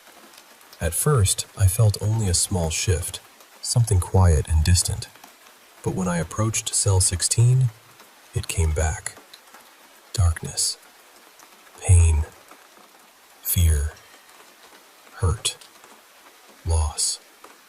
Before I even looked inside, I felt it. And when I stepped into the cell, the walls were covered with words. Many of them had faded or deteriorated over time, but one phrase was still clear. Help me. That was it for me. By then, I knew I had to leave. There was nothing else in that building I wanted to see, nothing else I wanted to feel. The only thought in my mind was, leave now. When I finally got out, I didn't take pictures. I didn't want any. The memories in my head were enough. But even outside the penitentiary, the dread didn't leave right away. I felt shaken deep down, in a way I haven't felt in 2 decades. I went in thinking the place was a beautiful historic site with a dark and unfortunate past. I left believing that something about it is deeply, deeply wrong. There is something there. Maybe not a ghost in the way people like to imagine ghosts. Maybe not something with a name or a shape. But there is darkness in that place. Pain, fear, and death have soaked into it somehow. And whatever remains there does not feel like it belongs in this world. I work in a field where I'm expected to see and handle things most people should never be asked to face. There isn't much that frightens me anymore. But that place frightened me. Not because it was old. Not because it was a prison. Not because I wanted to be scared. It frightened me because it felt wrong. In 2005, I had my first experience with something I couldn't explain. For years, I tried to understand it. I read everything I could, but it was hard to sort through genuine experiences, mental illness, exaggeration, and people claiming abilities they probably didn't have. Today was the first time in over 20 years that the feeling came back. My current theory is personal, and I don't know if I'm right. For most of my life, even from childhood, I didn't really want to live. I didn't want to be here. But recently, through therapy and help, something changed. I chose to live. I chose to actually be present in my own life. And I wonder if that matters. Maybe when we're children, we're open to the world in ways we later shut down. We believe in wonder before pain, stress, and survival teach us to narrow our vision.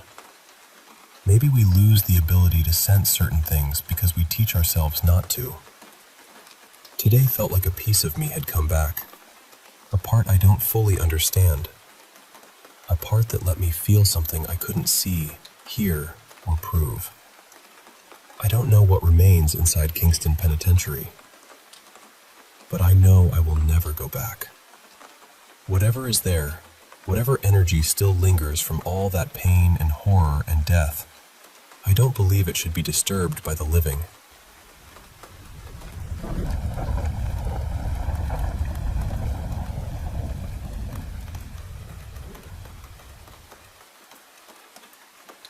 Hey, I want to share this story that happened to me a few years back when I was babysitting my dear friend's little boy, who was just about a year old then.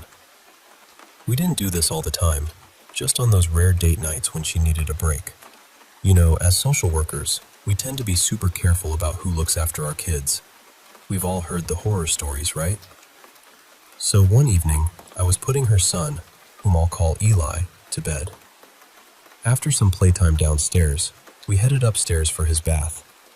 Once he was clean, I was drying him off on the bathroom floor, playing peekaboo, when suddenly I heard something downstairs. Their little dog, a tiny yappy thing, started barking wildly.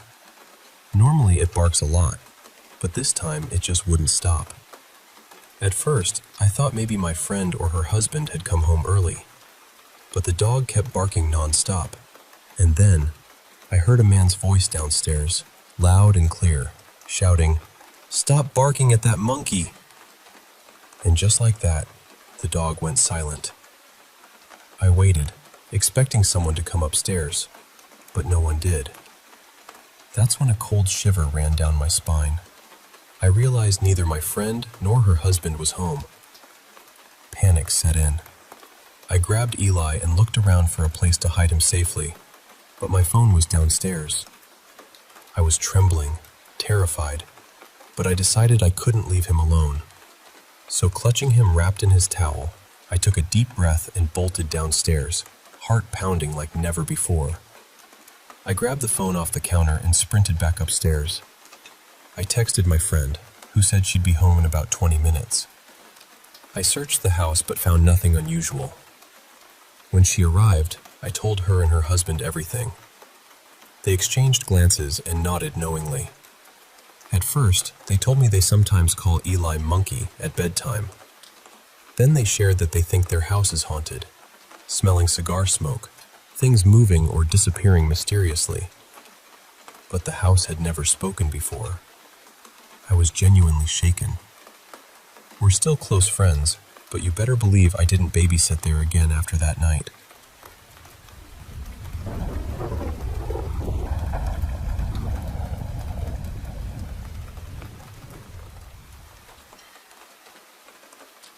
Hey, I want to share a story about the old farmhouse I grew up in, called the Willow Creek Farmhouse. It was built way back in the 1800s, and my family, my mom, dad, and my brother, lived there until I was about 10. The place was pretty remote, surrounded by woods, and had this really old, creaky garage and a dirt basement with walls made from lead, which always added to the eerie vibe. Now, a bit of history. The house had some dark past, like a woman who was shot behind the garage, and someone else who tragically fell down the stairs, breaking their neck. So yeah, spooky stuff. My brother once had a really unsettling experience. He slept upstairs with a window facing the backyard, right above the porch roof. One night, he woke up, pulled back the curtains, and saw a woman waving her arms back and forth on the porch roof. Imagine being a kid and seeing that. Needless to say, he freaked out. My sister, who didn't live with us but often stayed over, had her own run-in one night. She was napping on the living room couch, which was connected to the dining room, and woke up to see a little girl's apparition standing near our computer, just staring at her. She didn't stick around to chat, though. She ran upstairs and hid on top of my bunk bed. My mom? She had the most encounters by far. She's always been very sensitive and connected to the spiritual world.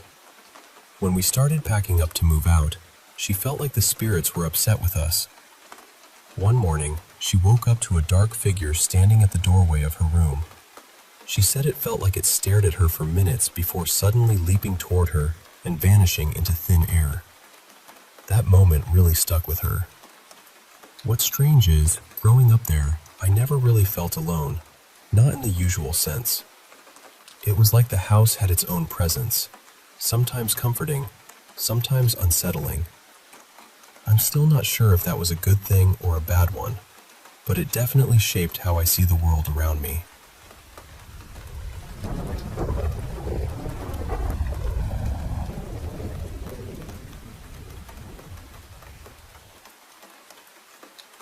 So this happened earlier today, and honestly, I'm still trying to settle my nerves.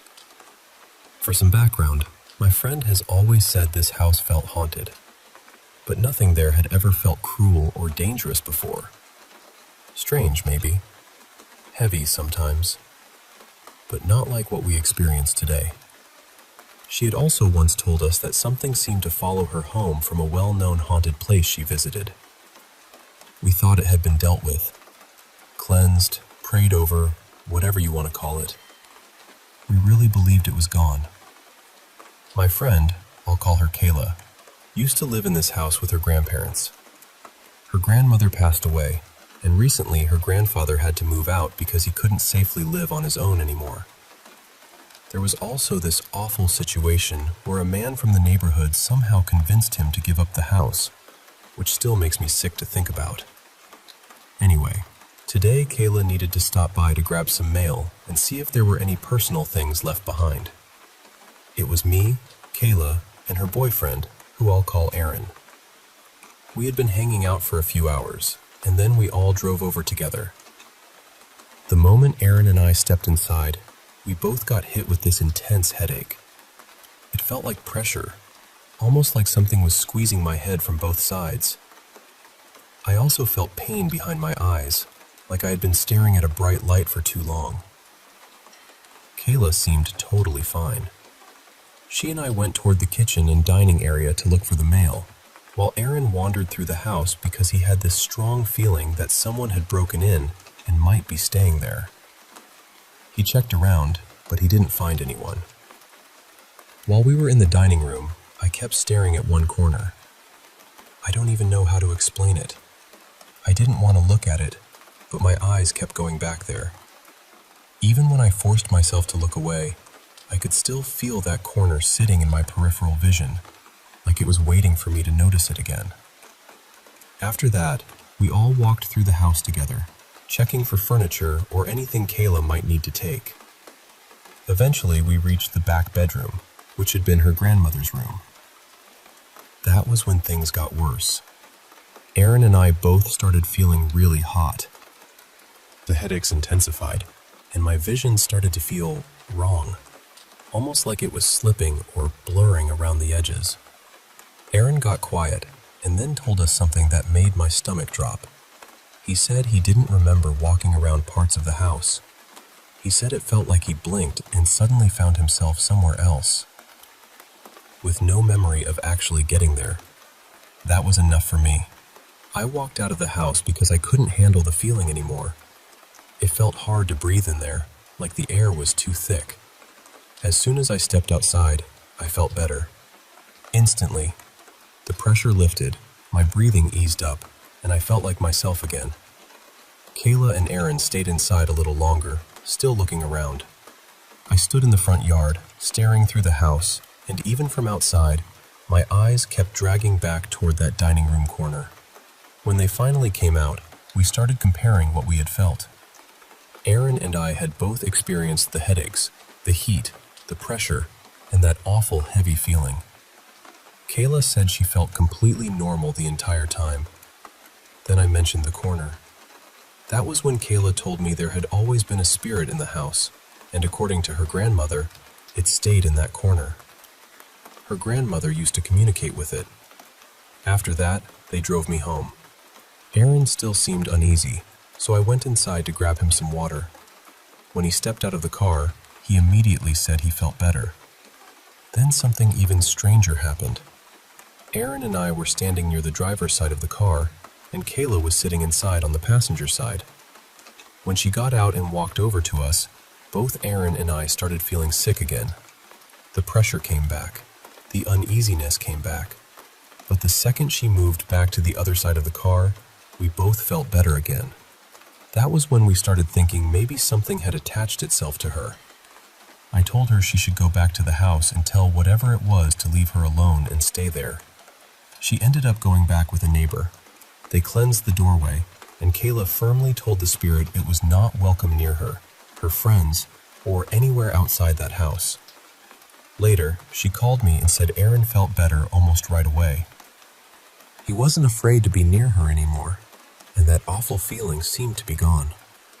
I still don't know exactly what happened in that house. I don't know if it was the spirit her grandmother knew, something else entirely, or something that had been stirred up because the house was empty and everything there had changed. But I know what I felt.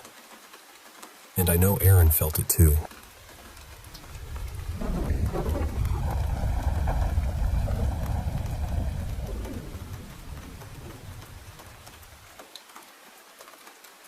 Hey, I've got a story to share that's been on my mind for a while now. So my partner Andy and I moved into this really old cottage, like over 600 years old, in the countryside near the town I grew up in. It was this quirky big place that used to be part of an old hop mill before becoming a home. We had our dog Merlin, a lovable Labrador, and 3 cats with us. From day one, I felt these strange vibes in the front room and upstairs landing, like we were being watched, and those spots always felt colder than the rest of the house. The first night, after moving in, I caught a glimpse of tiny blue lights flickering across the ceiling. Andy saw them too and even filmed them. It was unsettling, but also kind of fascinating. Over the years, the activity would come and go in waves. Sometimes things were quiet, then suddenly doors would open by themselves, footsteps would echo on the stairs, and ornaments would mysteriously be moved around. I remember times when I was home alone, and the dog suddenly started growling, staring at the stairs like she sensed something I couldn't see. Once, I even grabbed a knife and the leash, thinking maybe someone had broken in, but there was nothing there. The basement door, tucked under the stairs, would open on its own a lot, and sometimes I'd find our things placed right in front of it. The living room, with its wood paneling and view of the busy road, had this one corner by the window that always felt darker and uneasy. Both Andy and I saw shadowy figures out of the corner of our eyes there. One time, I saw a photo on a table lift a few inches into the air and then gently settle back down. It was like the house had its own secrets. We also heard voices on the upstairs landing, usually male, murmuring in a way we couldn't understand. Electric things would switch off and on by themselves, and our bedroom lamp with a dimmer slider would be bright at 3 a.m., even though it was hard to move the slider accidentally. The bedroom window was another strange spot. It would open by itself, swinging hard even on calm days, and I often felt like someone was standing over me when I slept with the bed under it. After moving the bed, I finally slept better. One of the creepiest moments was when Andy was cycling home at night. From the road, he could see me in the kitchen light, but also saw a light on in an upstairs bedroom we hardly used. Suddenly, the curtains pulled back, and a figure peeked out and waved at him before the curtains closed again. He asked me who was upstairs, but it was just me, and the light was off when we checked. Another night, the slate heart hanging on our bedroom door started lifting by itself, then slammed down so hard the whole door shook. The dog barked wildly, and the cats bolted off the bed. When we opened the door, the hallway was freezing cold and felt overwhelmingly unfriendly, like someone was glaring at us.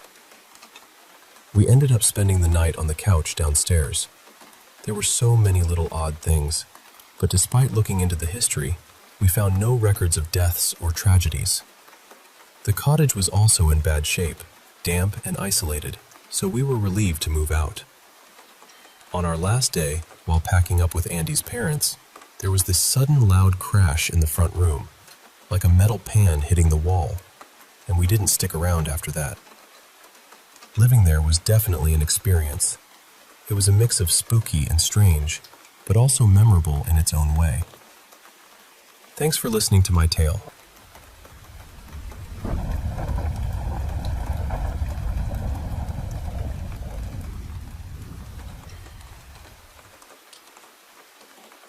I want to tell you about something that happened a while back, and honestly, it still unsettles me when I think about it. I was spending the night at a friend's place with a few other people. We'd all been drinking pretty heavily, just hanging out, laughing, having one of those long nights that sort of blur together.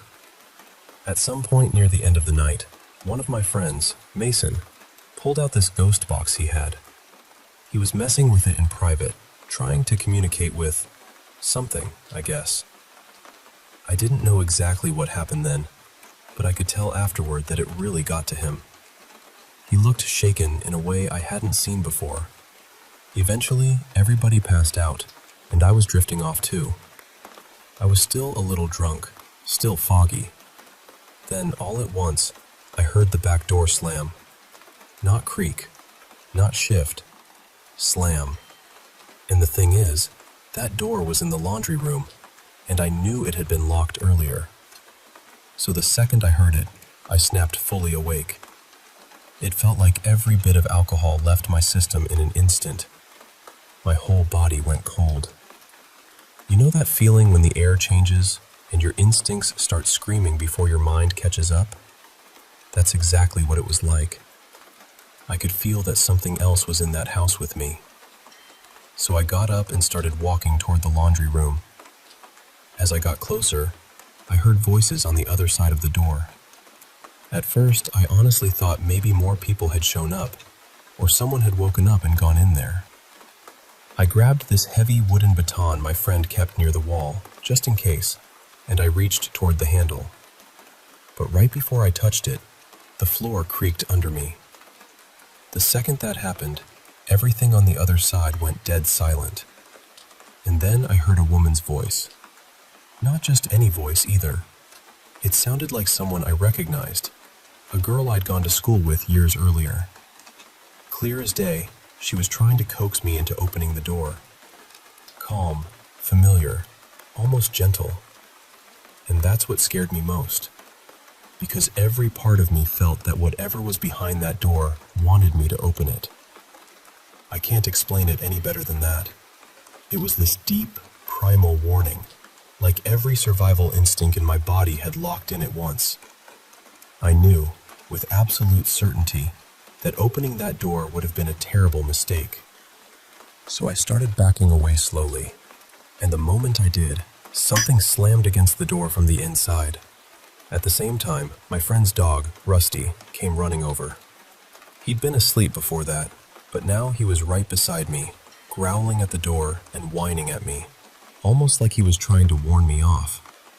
Then he actually started nudging me backward, physically pushing me away from that room. I still get emotional thinking about that part, because in that moment I felt completely trapped. I thought about going out the front door, but it somehow felt like whatever was in that laundry room was also outside, like there was nowhere safe to run. And Rusty would not go near the front. He was determined to keep me inside. So I sat down on the couch, and that dog climbed right into my lap and refused to leave. Every time I tried to move, he'd press his weight against me like he was telling me, "Stay here, don't go anywhere."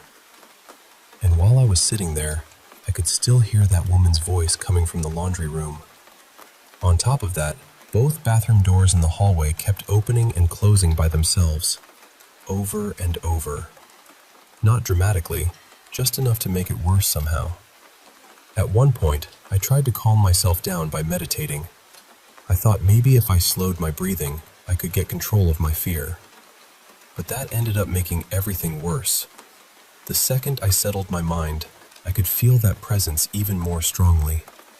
It was still in the back room, and whatever it was, it felt hateful, heavy, wrong. Like this concentrated mass of anger and malice just sitting there. And the more aware of it I became, the harder it started pounding on that door. Then suddenly I got this sharp, violent pain in my head. It was so intense it nearly dropped me. It felt instant, like something had struck me from the inside. I almost blacked out. And after that, the strange part was that my sense of the thing changed. I could still tell it was there, but it was like my ability to feel it had been cut off or damaged somehow. After a while, sometime before dawn, the whole atmosphere shifted. The pounding stopped. Rusty finally relaxed, but I was still way too scared to go check that room by myself. The next morning, exhausted and still shaken, I finally found out what Mason had heard from the ghost box the night before. It had said, "We found you." That was the message, and somehow everyone else in the house had slept through the whole night. Nobody heard the door slamming, the pounding, the voices, none of it. I was the only one who experienced any of it. When we finally opened the laundry room, it looked trashed, not a little messy, not like something had fallen over. I mean really tossed around, like someone had gone in there and thrown things everywhere. But the back door was still locked. Then, as we were leaving the room, I noticed a glass bong sitting on the kitchen table had been damaged. It hadn't been shattered, and there wasn't glass everywhere. Instead, the inner chamber had cracked clean through and was just hanging there inside, almost neatly, with no damage on the outside at all. That part bothered me almost as much as everything else, because it made no sense. So that's what happened. And to this day, I still don't know what was in that house with me. I don't know if it was some kind of spirit, something darker, or something I'll never have words for. I just know that whatever it was felt intelligent, it felt hostile, and it absolutely did not want me safe. And ever since that night, the sensitivity I used to have, that ability to feel energy around people and places, has never really come back the same way. It feels dulled now, like something got switched off in me. That's the part I still carry with me most. Not just the fear, but the feeling that whatever happened that night left something behind.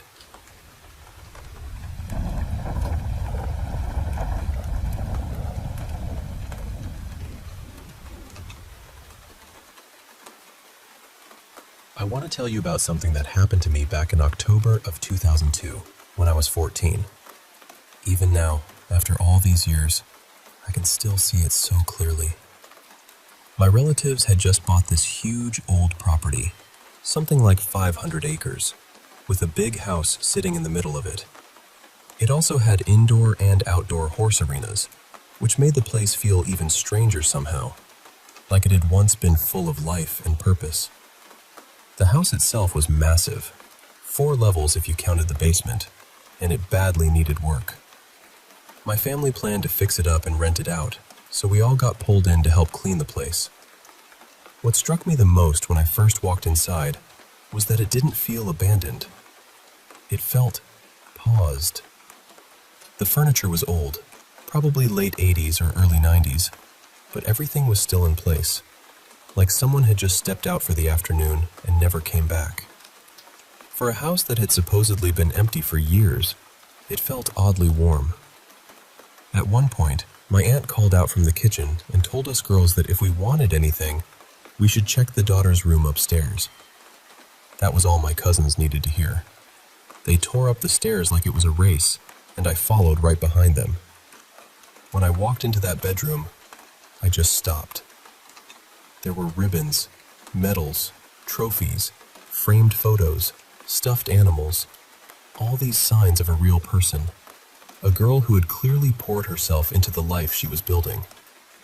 I remember turning to my cousins with this confused look on my face, and my older cousin kind of shrugged and said, "It's okay, I'm sure she wouldn't care." But I did care. Or at least, I couldn't stop wondering. I asked what had happened, why everything had been left behind like that.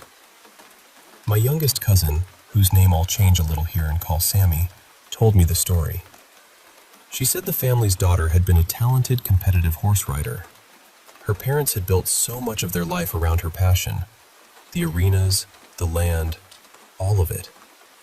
Then one day, while she was riding in the outdoor ring, the horse threw her.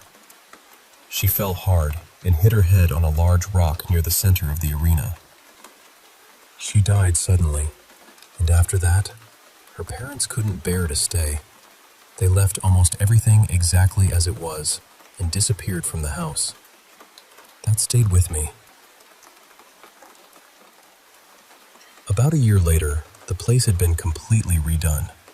The old wallpaper was gone, the rooms were painted, everything was fresh and updated. It looked beautiful, but to me it still felt like the old house was underneath it somehow, just hidden under layers of paint and polish. Before the house went on the market, Sammy decided to have a sleepover there. Her parents lived a little way down the road, maybe 10 minutes or so, which meant we'd mostly have the place to ourselves. It was just a few girls, nothing wild. My mom drove me up that long gravel drive just after sunset. I still remember the air that night, cold and sharp with that late October smell. Leaves, damp earth, wood smoke somewhere in the distance. The woods around the house were dark and thick, and for the first time I really felt how isolated the place was. After my mom pulled away, I stood there for a second with my bag in my hand, just looking at the house. I hadn't seen it since the cleanup days. It looked brighter now, cleaner, almost elegant. And then I noticed something. At the very top of the house, in the room that had once belonged to the daughter, there was a single lit window. Standing there in front of it was a girl. She looked about our age. She was completely still, just facing out. I remember thinking she must be one of Sammy's friends, someone I hadn't met yet. So I gave her a little wave. She didn't wave back.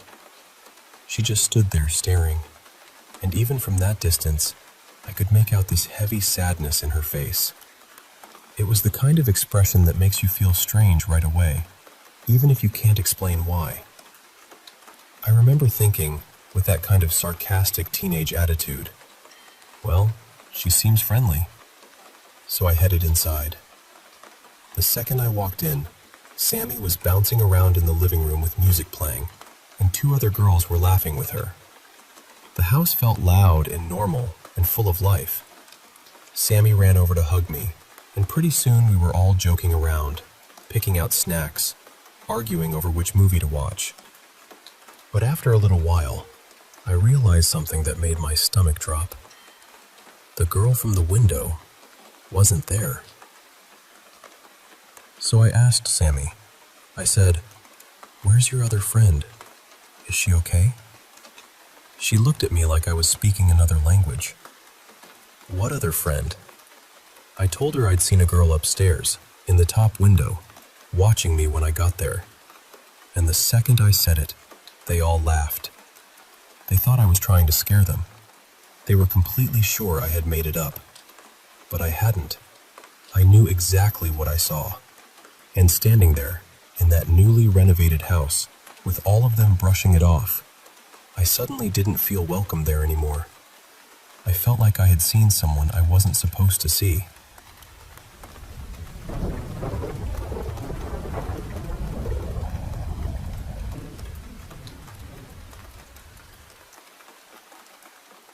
If I had to place it, I'd say this happened about 18 years ago, when I was maybe 6 or 7. It's honestly the moment that kicked open the door for me. The one that got me fascinated with everything strange after that. Ghosts, UFOs, cryptids, all of it. I couldn't get enough. Now, before I get too far into it, I should say this wasn't some horror movie kind of thing. Nothing terrible happened to me or my family before or after, and nobody was hurt. There was definitely a heavy feeling in that house sometimes, but that's tied to some personal stuff I'd rather leave out. What happened that night was just deeply weird. When I was a kid, I was terrible at falling asleep. I'd lie there forever, tossing around, wide awake while the whole house was quiet. A lot of nights I'd eventually give up, head downstairs, and crash on the couch instead. Looking back now, I think I was just one of those kids who was always switched on, always buzzing with energy. Between that and an early bedtime, sleep just didn't come easy. So this one night, I was especially restless. I'd been sitting in bed for what felt like hours in the dark, just staring around my room. I remember it being warm in there, so I'm guessing it was summertime. At some point, I got up, cracked the window open a little to let some air in, then climbed back onto my bed and sat there for a while. After maybe 10 minutes, I finally lay back down. I remember exactly how I was positioned, too.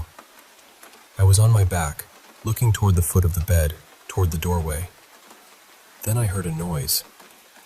It was enough to make me lift up a little and pay attention. And then, out of nowhere, I felt something grab my ankle. I can still picture it so clearly. It was a hand, fully wrapped around my ankle, and the only way I've ever been able to describe it is that it looked like a hand covered in a white rubber glove.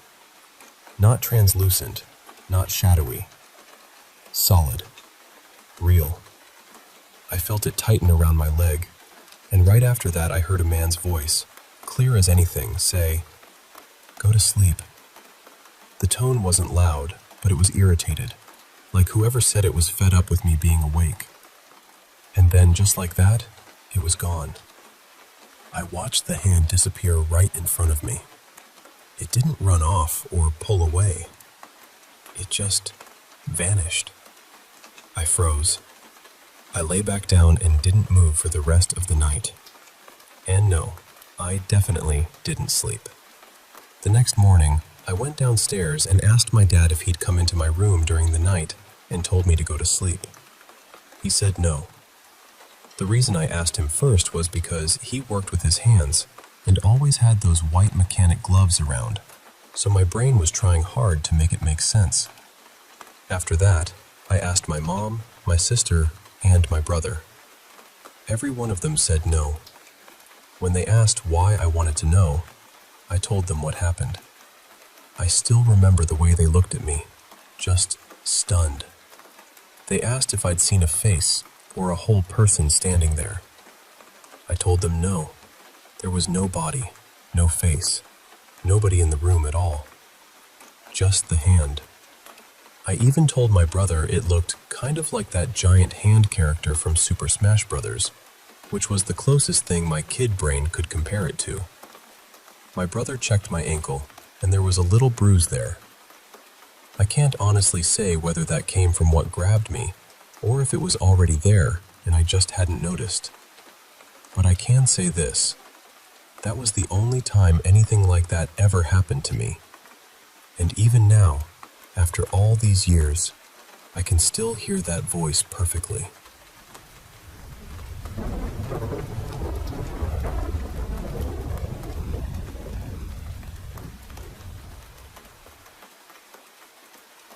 I want to tell you about something that happened when I was around 17, back in high school, when I was working at an old community theater. The building had originally been a church, and it had been standing since the late 1800s, so people always said it carried a lot of history in its walls. There were stories about the place, of course. People said two spirits still lingered there. One was supposed to be harmless, almost playful, the kind of presence people talked about with a half smile. The other was someone they called Deacon Dale, and that was the one nobody mentioned lightly. From what I'd heard, he had died sometime in the early 1930s. He was known as a stern, deeply religious man, and people believed he never really left because he still saw the old church as something he needed to watch over. At the time, I was the lead tech for the show, which meant I was usually the first one in the building. Every time I came in, I had to turn on the power myself. To get to the breaker room, I'd enter through the front doors, walk down this narrow hallway, climb a set of stairs to the balcony level, and then cross this open upper section where the tech area sat. The breaker booth was tucked off in the far corner. What made it worse was that the balcony had no proper railing, so one bad step could send you over the edge into the auditorium below. That morning started like every other one. I had my flashlight, and I was making my way through the dark, just focused on getting the building up and running. Everything seemed normal. But when I got within a few feet of the breaker room, the door suddenly flew open. And then I saw it. It looked like this dense black shape rushing straight at me, almost solid, but wrong somehow. I could make out a torso and arms, but no head, no legs, nothing fully human. It lunged at me so fast I didn't even have time to react. The next thing I remember is waking up to one of the other techs calling my name. She had come in after me, and she sounded scared. At first I didn't understand why, until I realized half my body was hanging off the balcony.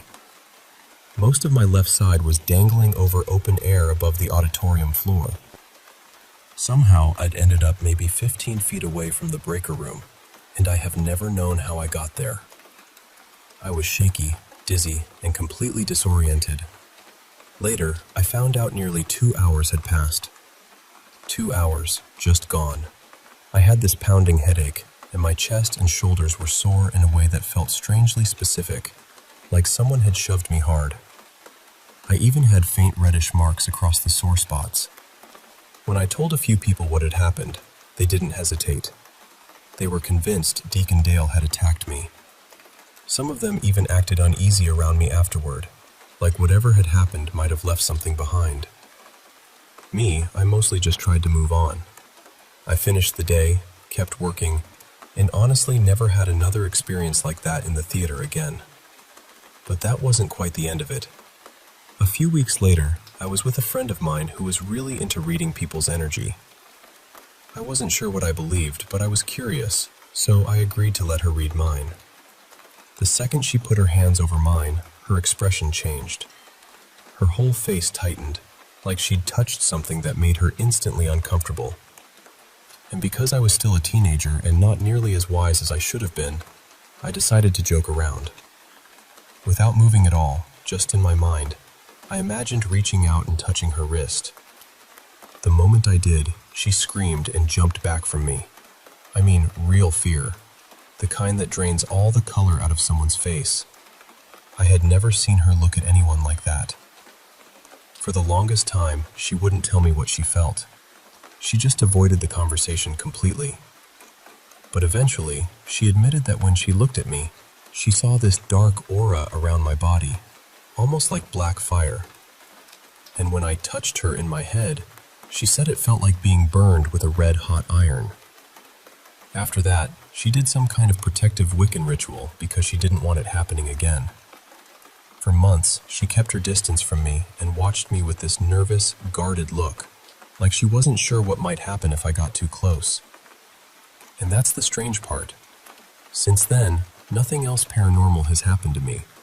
No voices, no shadows, no sudden chills, nothing. Just that one terrifying morning in the theater, and that one strange moment afterward that made me wonder whether something had followed me out, or whether, for just a little while, something had marked me.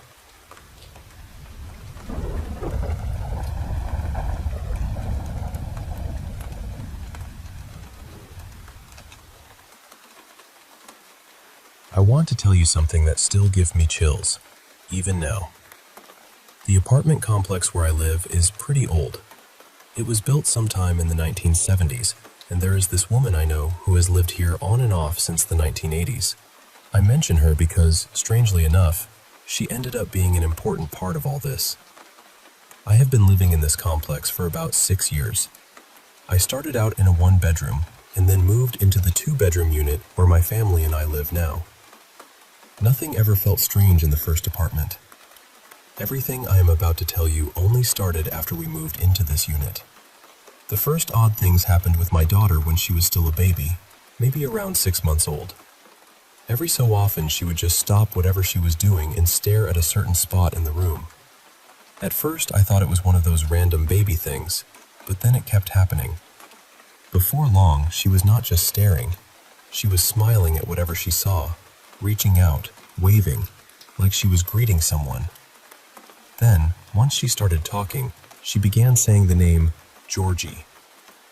Later, as she learned more words, she would actually have little conversations with Georgie. The strange part was that we did not know anyone by that name. A little while later, I had my son, and eventually, he started talking to Georgie too. At the time, I was home with the kids while my husband worked nights. My routine was usually the same. Once the kids were asleep and my husband had left for work, I would take a shower, maybe grab something small to eat, and finally have a quiet moment to myself. One night, though, my son had not been feeling well. He had gotten sick on me earlier, so by the time the house settled down, I really needed that shower. I had just worked shampoo into my hair when I suddenly heard pounding on the bathroom door. Hard, urgent pounding. And then I heard a man's voice, one I knew for certain was not my husband's, saying, very clearly and very frantically, "Go check on your little boy." I cannot fully explain what I felt in that moment, except that it was pure panic. I tore out of the shower without even rinsing off, without even shutting the water off. I ran straight to my kids' room. And when I got there, I heard my baby son choking. He had spit up in his sleep and was struggling to breathe. I was able to clear his airway, and thank God, he was okay. But I still think about what might have happened if I had stayed in that shower even 1 minute longer. Later on, I was talking with that neighbor I mentioned earlier. We were having one of those ordinary conversations about apartments, the kind where you compare cabinets, paint colors, old carpet, things like that. She told me she had once lived right next door to the exact unit I live in now. Then, completely out of nowhere, she asked me, "So, have you met Georgie yet?" I just stared at her. When I asked what she meant, she told me that when the apartments were first built, some of the units had been sold instead of rented. A man named George had bought the one my family lives in now. She said he was an older man, retired, quiet, kind, and loved by just about everyone in the complex. He did little favors for people, looked out for the neighborhood kids, and was the sort of person everyone trusted. She said he had been her favorite neighbor until he passed away sometime in the early 1990s. Then she told me he had lived in my exact apartment. So I told her everything. I told her about my daughter talking to Georgie, about my son doing the same, and about the voice I heard that night in the bathroom.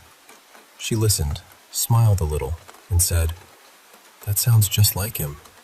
Even now, every once in a while, there are little things. A faint trace of cologne when no one is there. An appliance switching on or off by itself. The feeling that something moved just at the edge of my vision. And every now and then, my kids still mention Georgie in passing, like he is just part of life. But nothing has ever happened again quite like that night. And honestly, whatever you want to call it, I have never been able to think of it as something bad, because that night, something or someone was watching over my son.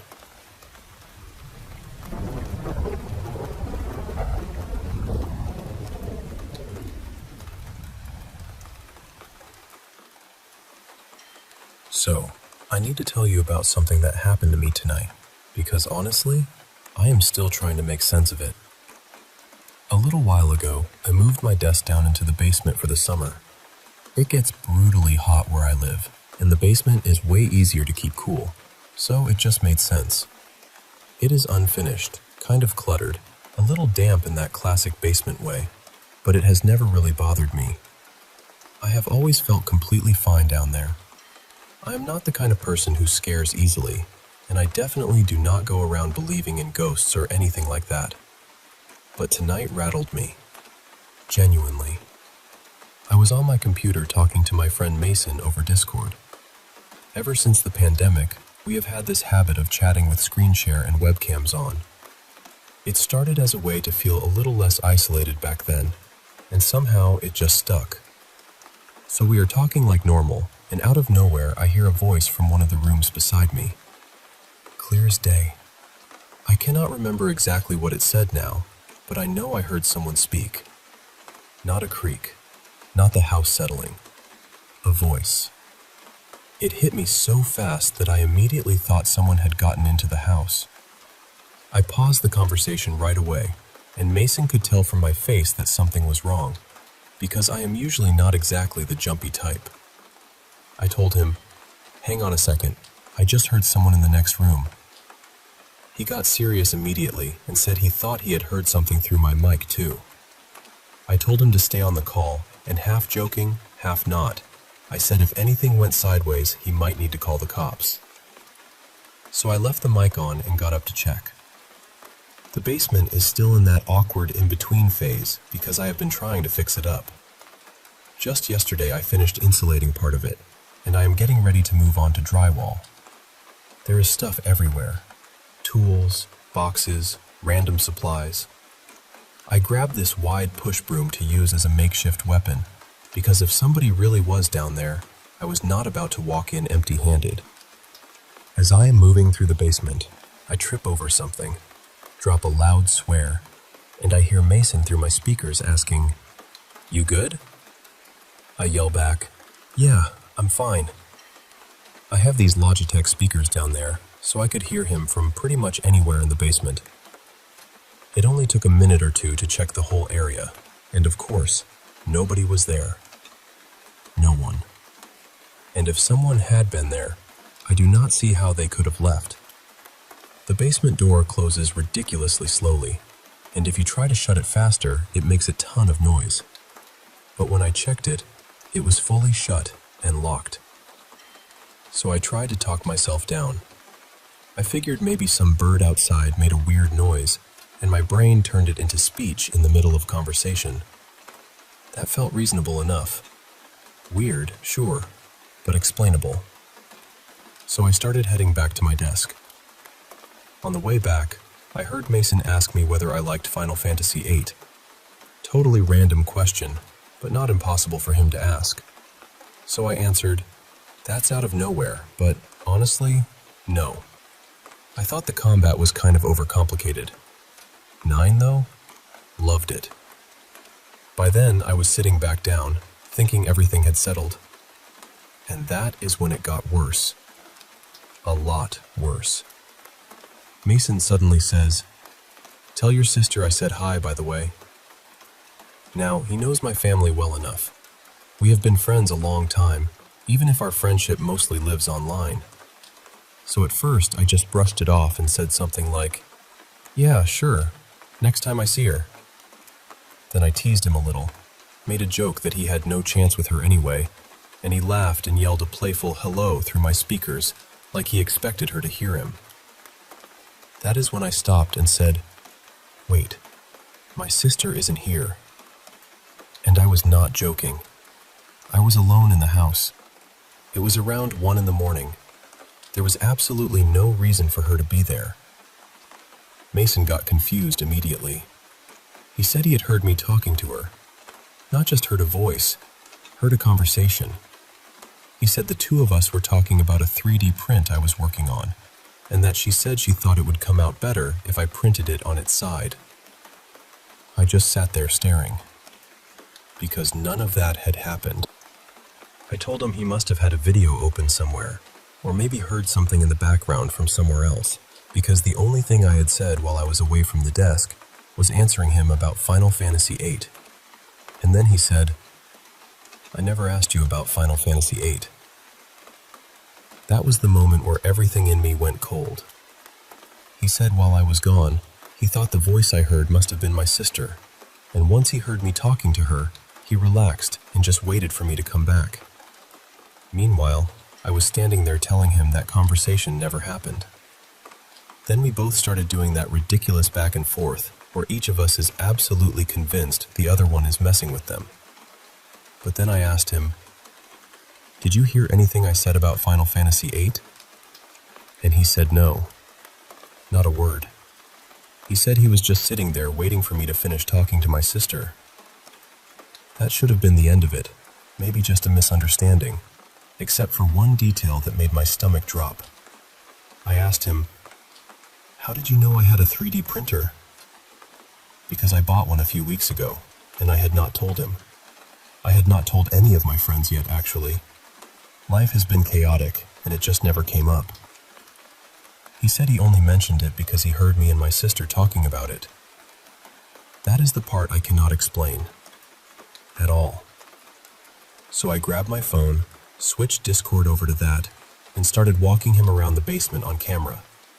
Then upstairs, then through the whole house, then outside to the driveway so he could see there was only my car there. Nobody else. Nothing weird. No prank. No hidden person. Nothing. Finally, I called my sister directly. She answered, groggy and confused, lying in bed next to her girlfriend, hair a mess, asking me why on earth I was calling so late.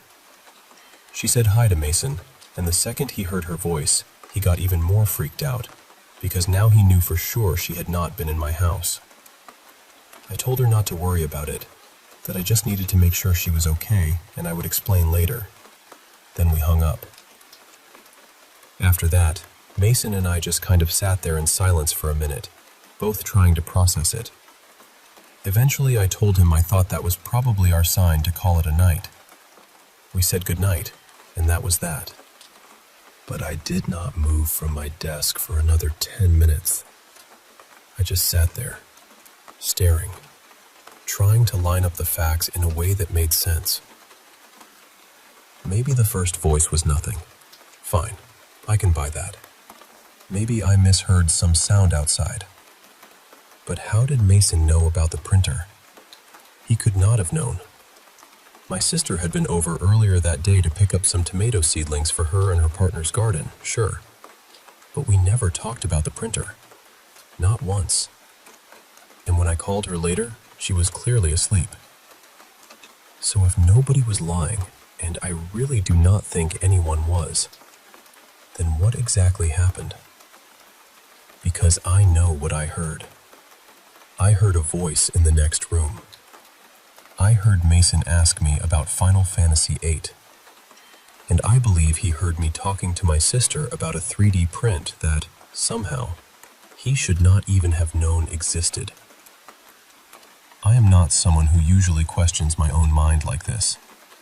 I know myself pretty well. But in that moment, sitting alone in the basement, I honestly felt like I might be losing my grip a little. I even told Mason that if he was pulling some elaborate joke, I would take it on the chin. But he needed to stop because I had a lot going on already, and it was not landing right. He swore he was not messing with me. And the worst part is, I believe him. That is what has me so unsettled. Not just the strange pieces on their own, but the fact that none of it feels like a prank. None of it fits the people involved. We are adults. Busy, tired, stressed. We barely get enough time to catch up as it is. Why would anyone spend that time building some elaborate scare just to throw me off balance? It does not add up. And that is why I am telling you this now, because I do not even know what I want out of saying it, except maybe to hear someone tell me I am not losing it. Everything about it felt real, and at the same time, impossible.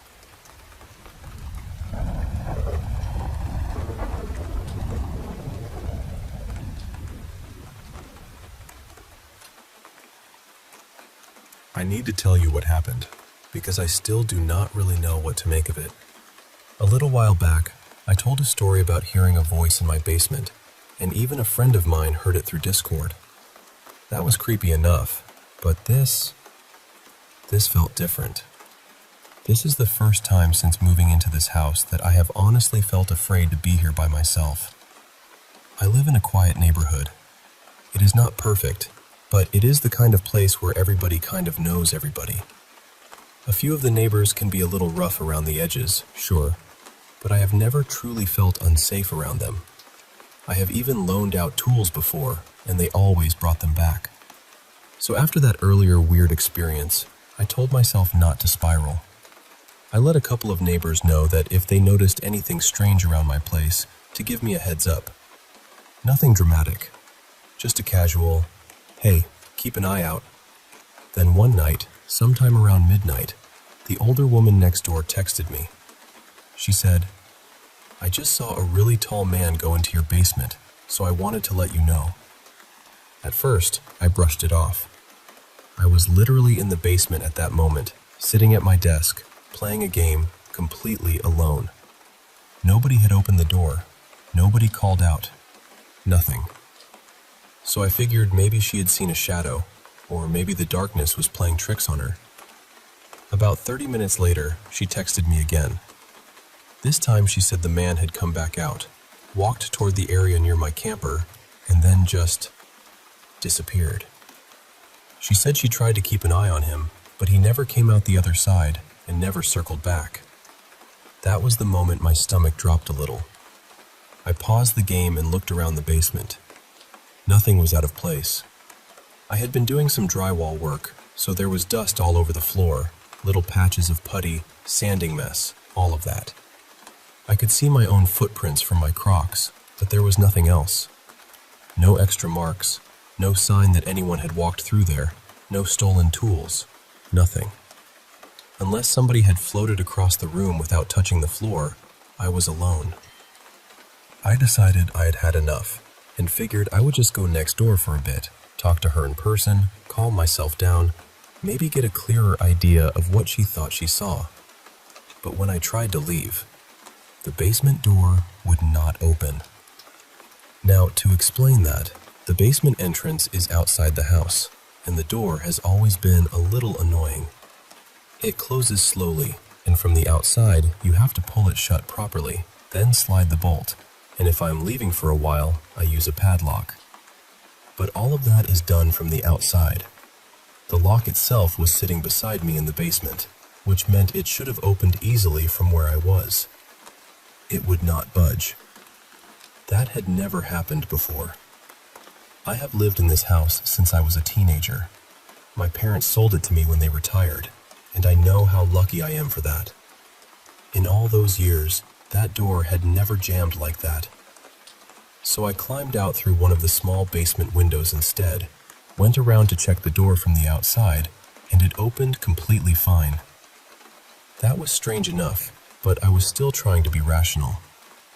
I went over to talk to my neighbor. She was sitting out like usual, enjoying the night air.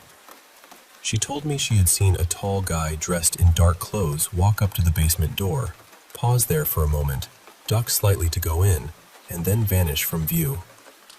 She could not make out his face, just his height and the way he moved. By then, it was probably around 1 in the morning. I stayed a little while, then told her good night and went back inside. I checked the locks, made sure everything upstairs was secured, did all the normal bedtime stuff. I was jittery by then, pacing around the house, picking up little things, half cleaning, half trying not to think too hard. Then I heard this huge bang from downstairs. It was not glass. It was not a creak or a thump from the house settling. It sounded like something heavy had fallen over, or snapped, or broken. So I went back down to the basement, expecting to find a shelf collapsed, or a tool knocked over or something. Nothing. Absolutely nothing had changed. And then I tried to leave again. The door was jammed. Not just stuck. Jammed. I pulled on it hard enough to break a sweat. I grabbed a long tool and tried to use it for leverage, almost like a pry bar. I put real force into it. Nothing. It was like the door had sealed itself shut. Finally, frustrated and feeling ridiculous, I just said out loud, "All right, I get it. Let me out." And right after that, I reached for my phone to call my neighbor. My phone was dead. Not low. Dead. That made no sense. I keep it on a wireless charger at my desk almost constantly. I had only been away from it for a couple of hours. It should have had plenty of battery left. But when I pressed the button, nothing. I put it on the charger, and it showed completely drained. So now I am standing in this basement, with a door that will not open, after hearing something slam downstairs that left no trace, and my fully charged phone is suddenly dead in my hand. I let the phone charge for a while until it had enough power, went back to the door, tried it again, and this time it opened like nothing had ever been wrong. No struggle, no resistance, just opened. I have not wanted to go back down there since. I am serious. I have been jumpy ever since. The air conditioner kicks on and my whole body reacts. A knock at the door sets me off. One of my neighbors came by to borrow a tiller, took one look at me, and asked if I was all right. I told him he had just startled me, but honestly, I must have looked shaken because I was. And on top of all that, I have felt drained. Really drained. I know people always say that in ghost stories, and I used to roll my eyes at it too, but I do not know how else to explain it. I usually stay busy. I work on the house, I run, I mess around in the garden, I keep moving. But after that night, even simple things have felt heavy. That is what has me the most unsettled, honestly. Not just the sounds or the door or the dead phone. It is how deeply this got under my skin. I do not know what happened that night. I just know my basement has never felt the same since, and neither have I.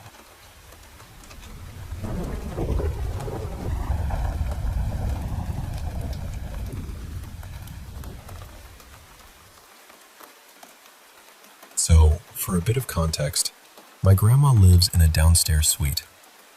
There are 2 rooms down there, and right outside the room where I usually slept was the little living area. When I was really young, maybe around 5, my parents said I used to talk to a little boy I kept seeing in my room. He would be curled up right in the middle of the carpet, almost like he was sleeping. I barely remember it now because I was so little, but apparently it happened often enough that my parents never forgot it. After that age, I stopped seeing him completely, or at least I thought I did. A few years later, when I was around 9 or 10, I was staying at my grandma's house. I walked into the spare room where I slept, holding my mini iPad, and I remember glancing up so I could climb onto the bed without wiping out. But the second I looked up, I froze. Right there at the foot of the bed was the same little boy, curled up in the exact same way, in the fetal position. What made it even stranger was that my dad has always believed in paranormal stuff. Years earlier, I had told him all about the boy I saw in my room and described exactly what he looked like. So when I came running to tell him about the little boy at my grandma's place and described him again, my dad said it matched perfectly with what I'd told him years before. At the time, I was terrified. I ran straight out of the room so fast I nearly slammed face first into the floor. And somewhere in the middle of that sprint, I dropped my iPad. My grandma was in her room nearby, recording voice messages on WeChat, so she had no idea I just bolted out of there in full panic. After a minute, I finally calmed myself down enough to go back. Honestly, the only reason I even worked up the courage was because I really wanted to keep watching Markiplier on my iPad. When I stepped back into the room, the boy was gone. Completely gone. I climbed onto the bed anyway, still shaky, and tried to finish the video like everything was normal. The next day, I went home. Then, about 2.5 years later, I was back at my grandma's house again. Some relatives were visiting from China and staying in the spare room for a few weeks. One of them was a girl around my age, maybe 11 or 12, and I was sleeping over so we could have a little sleepover together. We spent the whole day hanging out, and that night, once everyone was in bed and the house had gone quiet, this toddler ride-on toy in the living area suddenly started going off by itself. It began playing music and making all these loud, ridiculous little sound effects. Nobody was out there. Everyone was already in bed. For about 15 seconds, nobody moved because we were all just lying there, hoping it would stop on its own. It did not stop. It kept going, loud and cheerful and completely horrifying in the middle of the night. My grandma, absolute legend that she is, finally got up, walked out there, and took the batteries out. Maybe it was just some weird glitch. Maybe it was that same little boy wanting to play. Or maybe it was my grandpa, who had passed away some time before. I still honestly don't know. It's been a few years since all of that happened, and I still don't like sleeping over at my grandma's place. After those 2 nights, something about that downstairs suite just never felt the same to me. Even now, thinking about it still gives me chills.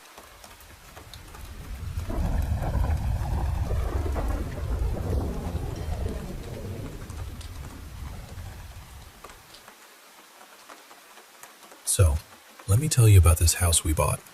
It was built in the 1920s, and from the outside, it has this really charming, almost storybook look to it.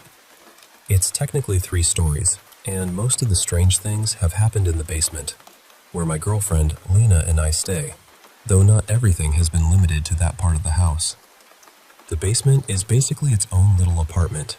There's a bedroom with 2 walk-in closets, a laundry room, a kitchen, a bathroom, a wine cellar, a maintenance room, and a living area.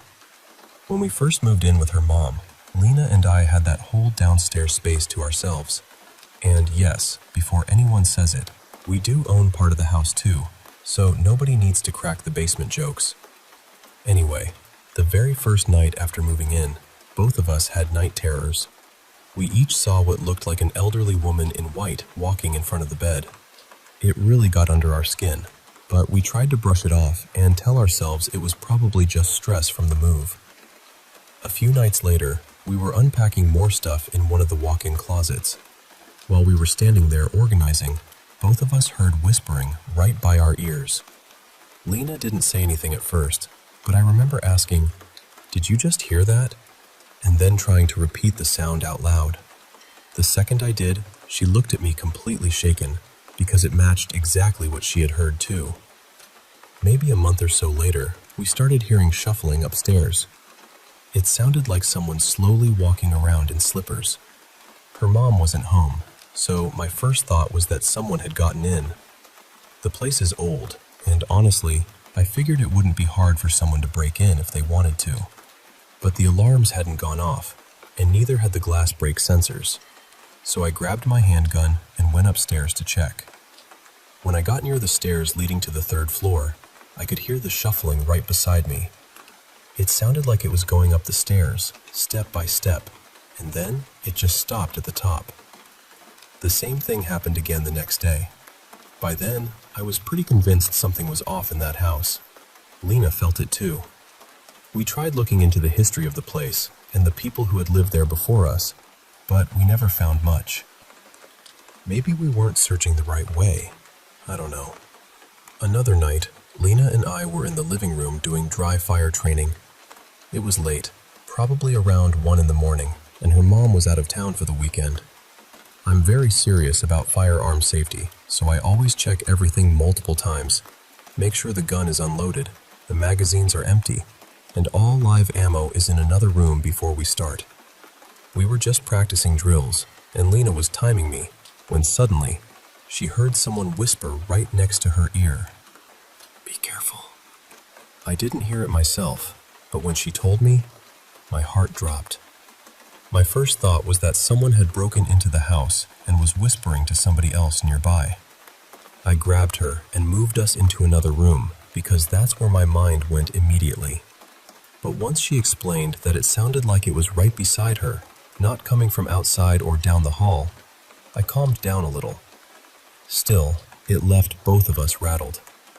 One of the creepiest things that happened to me personally was when I was alone, getting ready to wash dishes. I had my earbuds in, but they were in ambient mode, so I could still hear everything around me. I wasn't even listening to music. Out of nowhere, I heard a deep breath right in my ear. It made me jump so hard I spun around, honestly expecting to see Lena messing with me. But nobody was there. The last big thing happened upstairs while Lena and I were hanging out with her mom and her mom's boyfriend. We were listening to music, relaxing, having a couple drinks. I had set a glass of water on a small table beside me. Then, right in front of all of us, the glass tipped over by itself. What made it so strange was the way it happened. It didn't slide off the table or wobble around first. It just tipped over cleanly onto the table like something had pushed it. Afterward, I got up and tried everything I could think of to recreate it. I stomped near the table, bumped it, nudged the glass, even hit the table lightly with my knee and elbow. Nothing made it fall the same way. Everybody saw it, and nobody thought I had touched it. As far as I know, that's everything that's happened so far. We kept trying to tell Lena's mom about all the weird stuff before that, but she always brushed it off. The night the glass tipped over was the first time she really stopped dismissing it. It's possible she's had her own experiences and just hasn't told us. Or maybe there's some explanation for all of it that we just haven't figured out yet. I honestly don't know what to make of it. Maybe it's nothing. Maybe it's something. But living there, feeling it for yourself, it's really hard to believe it's all just in your head.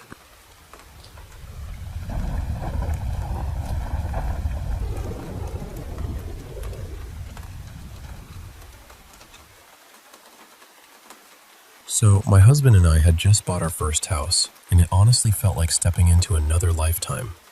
We were living in this tiny historic town in southern Michigan, in an old Victorian built in 1901. The kind of house that creaks and settles and makes you feel like it's seen 100 different lives before yours. A few months after we moved in, a brutal ice storm rolled through the Midwest, and the whole town lost power. Everything was completely black. No porch lights, no street lights, nothing.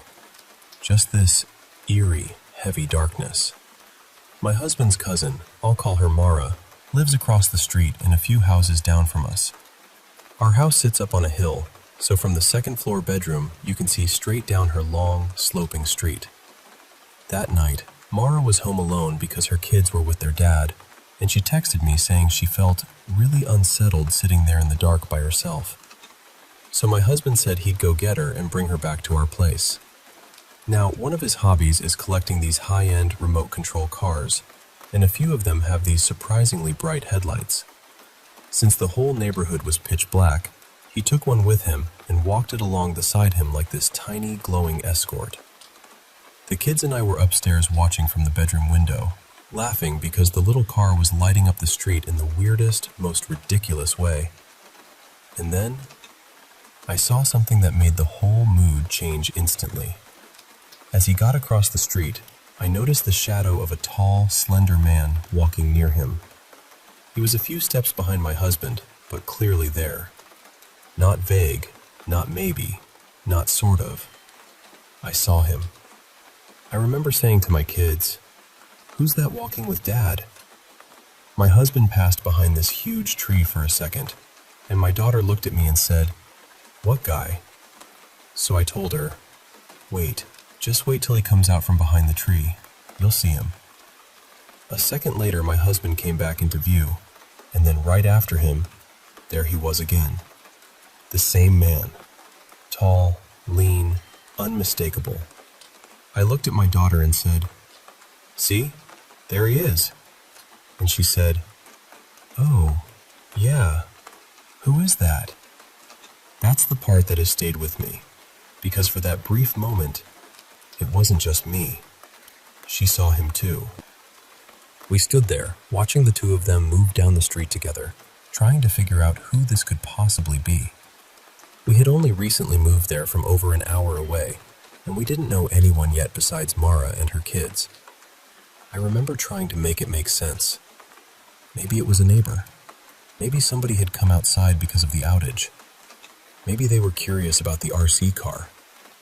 My husband came back with Mara. We all talked for a while, and eventually the night settled down. Nothing dramatic, nothing strange, at least not on the surface. But when we were getting ready for bed, I remembered the man and casually asked, "By the way, who was walking with you?" He looked at me completely confused and said, Mara?" And I said, "No, before that, on your way to her house, the tall guy behind you." He just stared at me. Then he said, very slowly, "Nobody was walking with me." I kept trying to describe him. I even compared him to one of my husband's friends who has a similar build. But my husband was adamant. The street was silent, the power was out, and if someone had been that close behind him, he said he absolutely would have heard or sensed it.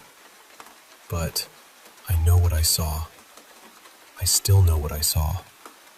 And then the next morning, maybe 6 hours later, I woke up early and was just lying there, looking out the same bedroom window. Everything was still, frozen, gray. Then out of nowhere, the tree my husband had passed under the night before started making this awful cracking sound. It split. A massive limb came crashing down exactly where he had walked just hours earlier. The ice had gotten too heavy, and the branch finally gave way. It was enormous. Not the kind of thing you shrug off. The kind of thing that could have killed someone instantly if they'd been underneath it. And I just sat there staring, with this cold feeling washing over me, because I couldn't stop thinking about that figure. Maybe it was nothing. Maybe it was some trick of light and shadow, my mind filling in shapes in the dark. But it didn't feel like nothing. And the fact that my daughter saw him too has never left me. I can't prove what I saw that night. I know how it sounds. But a part of me still believes that something or someone was walking with my husband. Not following him, not haunting him, walking with him. And maybe, just maybe, making sure he got past that tree before it was too late.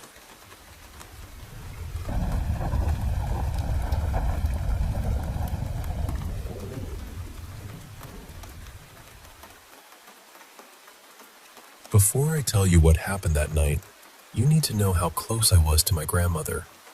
She lived just across the yard from us, and from the time I was little, I always wanted to be with her and my granddad.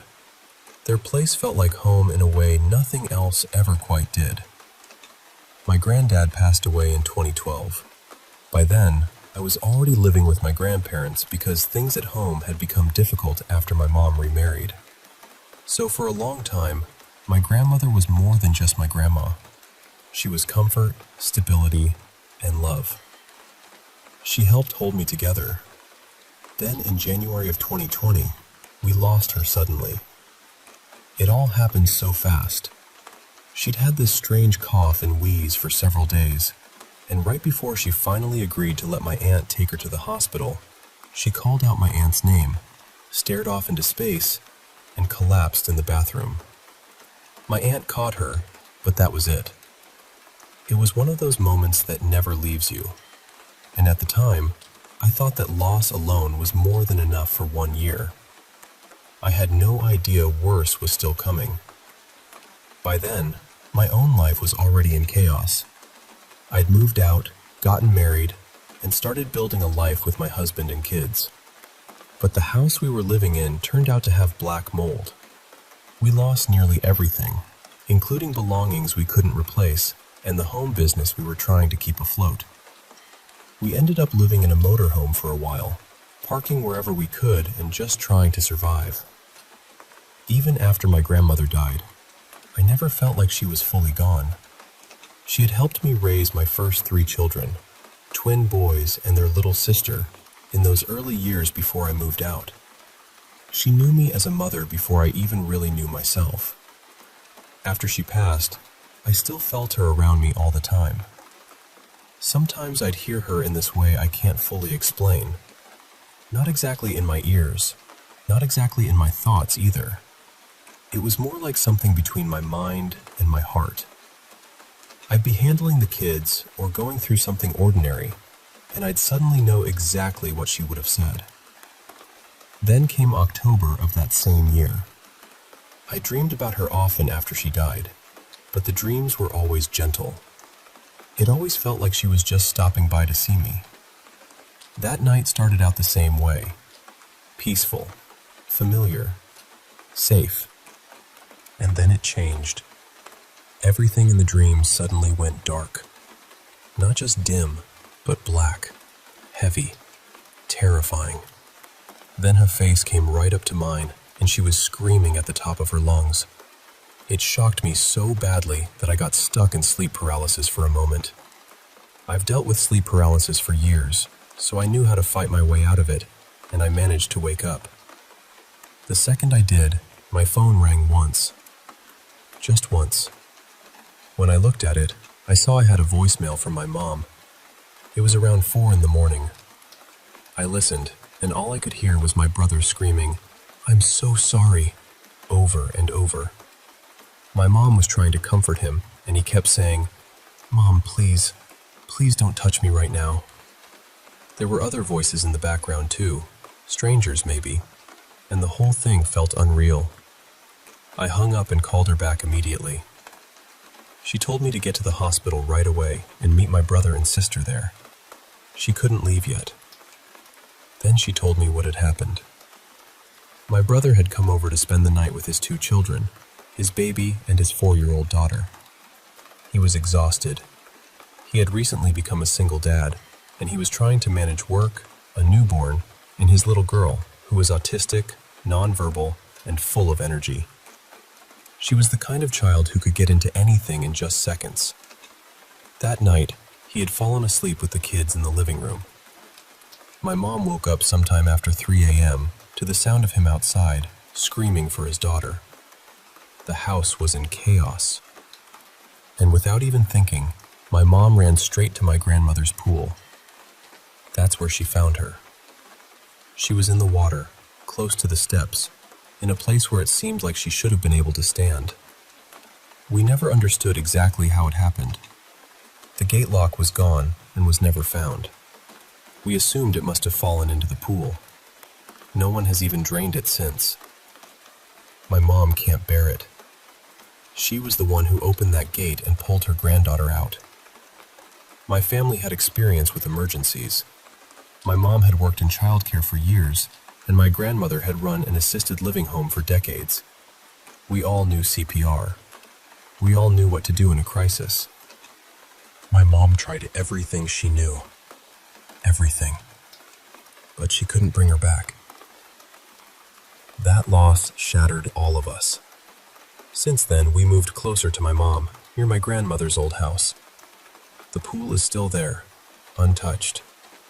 My mom can't bring herself to clean it up or change anything. The trauma of that night is still wrapped around everything.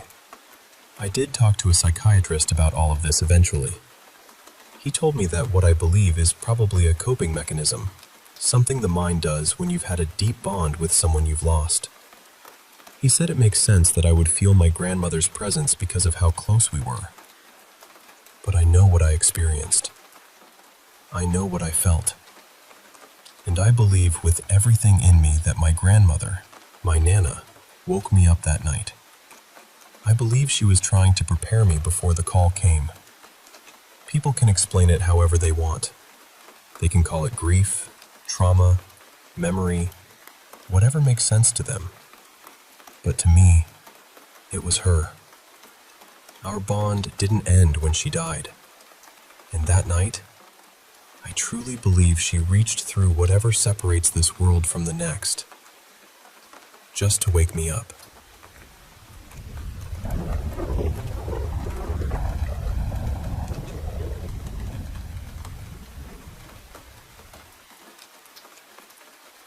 Ever since I was about 5, maybe 6, I've had these strange visions. And when I say strange, I really mean it. They never came randomly. They always showed up at very specific moments, triggered by very specific things, and each one was incredibly vivid. What made it even more unsettling was that I could never tell what I was seeing. Were these glimpses of the past? The present? The future? I honestly still don't know. I can't remember the exact day the first vision happened, but I remember the image itself so clearly. I was just a little kid, probably doing whatever 7-year-olds do without thinking twice, when suddenly this place flashed into my mind. It looked like a rectangular underground room. The walls were covered in reddish-brown stone tiles, arranged almost like a checkerboard. The floor was pale, smooth, dusty, and made of stone too. Near the top of one wall, there were these narrow rectangular windows where sunlight streamed in, and through them I could see patches of grass, which made it feel like the room was partly buried beneath the ground. Under those windows stood a row of tall black metal units, dusty and silent, with wires and little pins across the front. Looking back now, they remind me a lot of servers. Dust floated everywhere in the air, glowing in the light. At that age, I didn't think much of it. I just moved on. But after that, the image kept returning, and eventually, it wasn't the only one. Another vision showed me a wide, grassy clearing surrounded by thick forest. A dirt path ran through it, nearly swallowed up by weeds and overgrowth. Just off to the left of the trail were 2 strange glass spheres, each enclosed in a rounded metal framework. Each one had a metal door with a valve on it, facing the path. They were raised on square platforms, made of something I still can't identify, and each platform had a tiny staircase, only a few steps, leading down to the grass. The trail climbed a small hill toward a white rectangular structure, with a sign on top that I could never read. And farther behind that, on another hill, there was something like a house, though I never knew for sure what it was. In those earlier visions, the sky was bright blue with soft white clouds. The other recurring image was simpler, but somehow heavier. It was just an abandoned building in the middle of the woods, seen at sunset as the sky was starting to darken.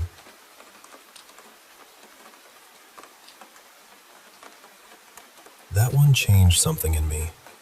After that, every time the visions came, I felt this deep unease. It was the feeling of being watched, the feeling of stepping into a mystery that didn't want to be solved. And underneath it all was this quiet, sickening sense that something terrible had happened there. The visions kept coming and going, but one day the room appeared again, and it wasn't the same anymore. The dust was gone. The warm light was gone too. Everything was darker now, colder. Rain tapped against the windows, and the whole place felt dead. And then I saw it. There was this shape in the darkness, like a black burn mark on a screen, except it had 2 white points staring straight at me. It didn't look human, not really, but it felt aware. It felt like it saw me. That thing terrified me. I can't explain it any better than that. Just looking at it filled me with dread, and I'd feel physically cold afterward. From then on, I started fearing the visions, especially the possibility of seeing that thing again. As I got older, the visions faded for a while. Around the middle of elementary school, they became less frequent. But then, when I was in 8th grade, they returned. This time I saw a cramped, shadowy room made of gray concrete, with a white desk against the wall. Sitting on the desk were 2 monitors showing what looked like lines of code. On one side of the room was a window, the kind you'd expect in an observation room. And on the wall behind the desk, there was a strange symbol, with an acronym underneath it that I couldn't remember no matter how hard I tried. I remember staring at it, feeling like it meant something important, something I should have recognized. I also saw a hallway. It was dark, lit only by a flashlight beam. The walls were white, the floor dark gray, and at the end of the corridor, there was another wall with 2 branching passageways, one turning left and the other right, both disappearing into darkness. And even the vision of those glass spheres had changed. The blue sky was gone. Now everything above them was covered in thick gray clouds.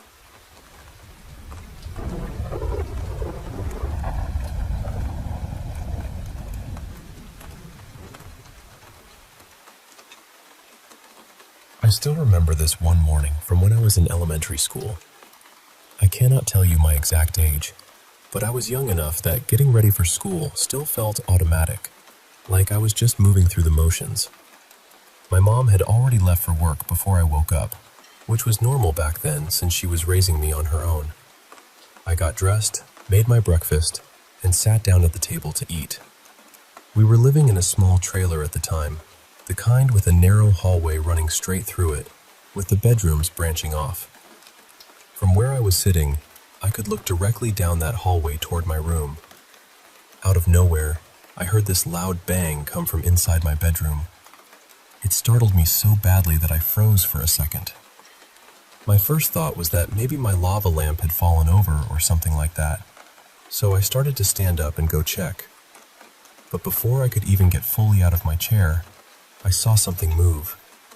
Something big, dark, fast. It shot out of my room, slammed into the wall across from the doorway, and for a split second, it almost seemed to flash or burst into this round glow before it disappeared back into the wall. I just stood there staring down the hallway, trying to make sense of what I had seen, trying to tell myself there had to be some normal explanation.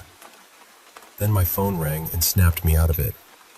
It was my cousin calling about something completely unrelated, just a regular conversation, but the timing of it jolted me back to reality. Afterward, I went into my room to check, and nothing was out of place. Nothing had fallen. Nothing looked disturbed. I could never figure out what made that noise. Not long after that, I had another experience in the same room, and this one was shorter but just as strange. I was in there with my cat Milo, and I opened my closet door.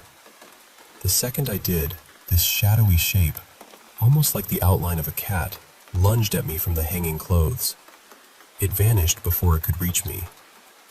My cat immediately turned and started staring into the closet like he was trying to figure something out, but I honestly do not know if he saw anything or if he was just reacting to me.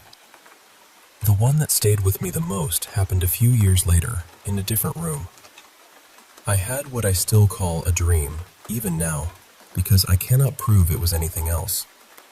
But in it, I woke up and saw the silhouette of a woman standing at the foot of my bed. The only reason I could make out her shape at all was because of the moonlight coming through the window.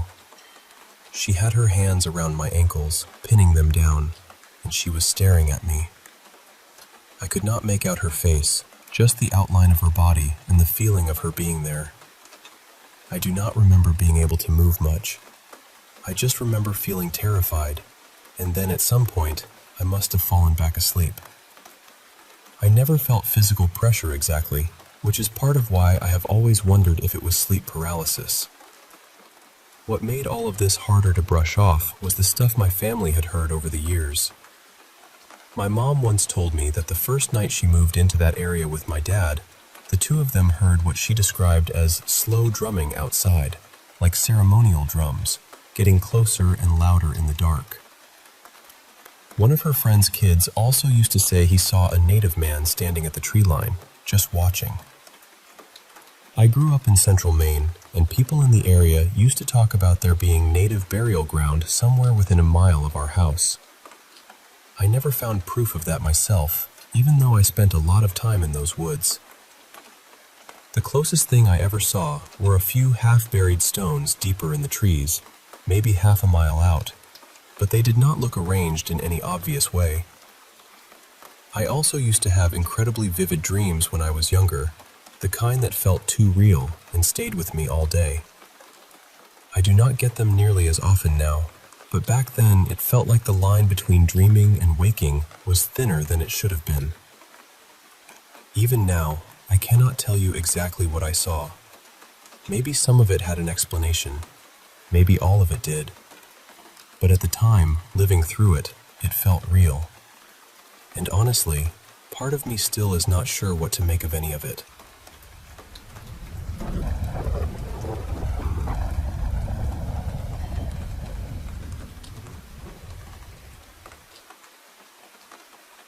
I want to tell you about something that happened when I went through the Army's Sapper Leader course, because I still think about it. I ended up getting injured and washing out before I could finish, which was hard to take, but I'm hoping to heal up and give it another shot. Still, while I was there, one night happened that I don't think I'll ever forget. Sapper School is a brutal course. It's split into two phases. The first part is usually called General Subjects, and that's where they put you through all the technical engineer tasks. You're working with demolitions, small boat operations, climbing and rope systems, all that kind of thing. You do get some sleep, and you do get fed, but never quite enough of either. The second phase is where things really start to come apart. That part is patrolling. If you make it through phase 1, you head out into the woods, deep in the Mark Twain National Forest, and spend your days and nights moving like a dismounted engineer platoon on combat missions. By then, everyone's running on fumes. Most nights we were getting maybe 2 hours of sleep, sometimes less, and barely enough food to keep going. When you're that worn down, your mind starts doing strange things. You catch movement in the corner of your eye. You think you see people who aren't there. Most of the time, it's easy enough to blame exhaustion, stress, or your body just starting to fail in small ways. But this felt different. It was sometime around 2 in the morning. We had just finished a raid and climbed what felt like an endless hill to get back into position. Everybody was smoked. It was completely dark, and we were all using night vision that worked to varying degrees, which honestly made everything feel even stranger. We went through the usual steps to set up a patrol base, getting security out, and settling into that defensive triangle in the trees. That's when I noticed the buildings. They were sitting out there in the darkness like they belonged there. Not one or two vague shapes either, actual structures. To me, they looked like the kind of plywood huts you'd see on an old army outpost, those temporary barrack-style buildings. I remember thinking it was odd, because patrol bases are supposed to be tucked away from roads and from anything man-made. But I was so exhausted I didn't stop to question it. I just dropped my ruck near one of them and focused on making it through the night. A while later, after another mission, we came back to the same patrol base. I found my gear again by using that same building as a landmark. I remember it clearly. I put my stuff down, got situated for what little rest we had left, and went to sleep. Then morning came. At first light, I sat up and looked around, and there was nothing there. No huts, no buildings, no outlines, just a cluster of worn-out soldiers lying in the woods exactly where we had bedded down. I didn't say anything right away. Honestly, I figured my brain had just glitched from exhaustion. But later that morning, while we were moving, my buddy leaned toward me and spoke quietly. He said, "Hey, did you see buildings in the patrol base last night?" And I looked at him and said, "Yeah, I did." He asked what they looked like, and I told him they looked like army huts. He just stared at me for a second and said, That's exactly what I saw. Then he told me he had used one of those same buildings to find his gear when we got back from the second raid. And I told him I had too. That was the part that got me. Later, once we were back in a place where people could actually talk without worrying about noise discipline, my buddy asked the whole group if anyone else had seen buildings in the patrol base the night before. A bunch of hands went up. Not just one or two. Several. Maybe a third of the group. Then I asked if they had looked like those same army-style huts. And again, people nodded. A few said yes out loud. I still can't explain that. Maybe it was nothing more than a shared hallucination from exhaustion, hunger, and stress. Maybe a bunch of half-starved, sleep-deprived guys saw the same thing because our brains were all breaking in the same direction. That's possible, but I don't know. There was something unsettling about how specific it was, how many of us saw it, and how similar the details were. I'm not trying to turn it into a ghost story. I'm not saying I know what happened. Maybe it was just one of those strange things that lives somewhere between memory, stress, and the dark. But whatever it was, it felt real in that moment, and I know I'm never going to forget it.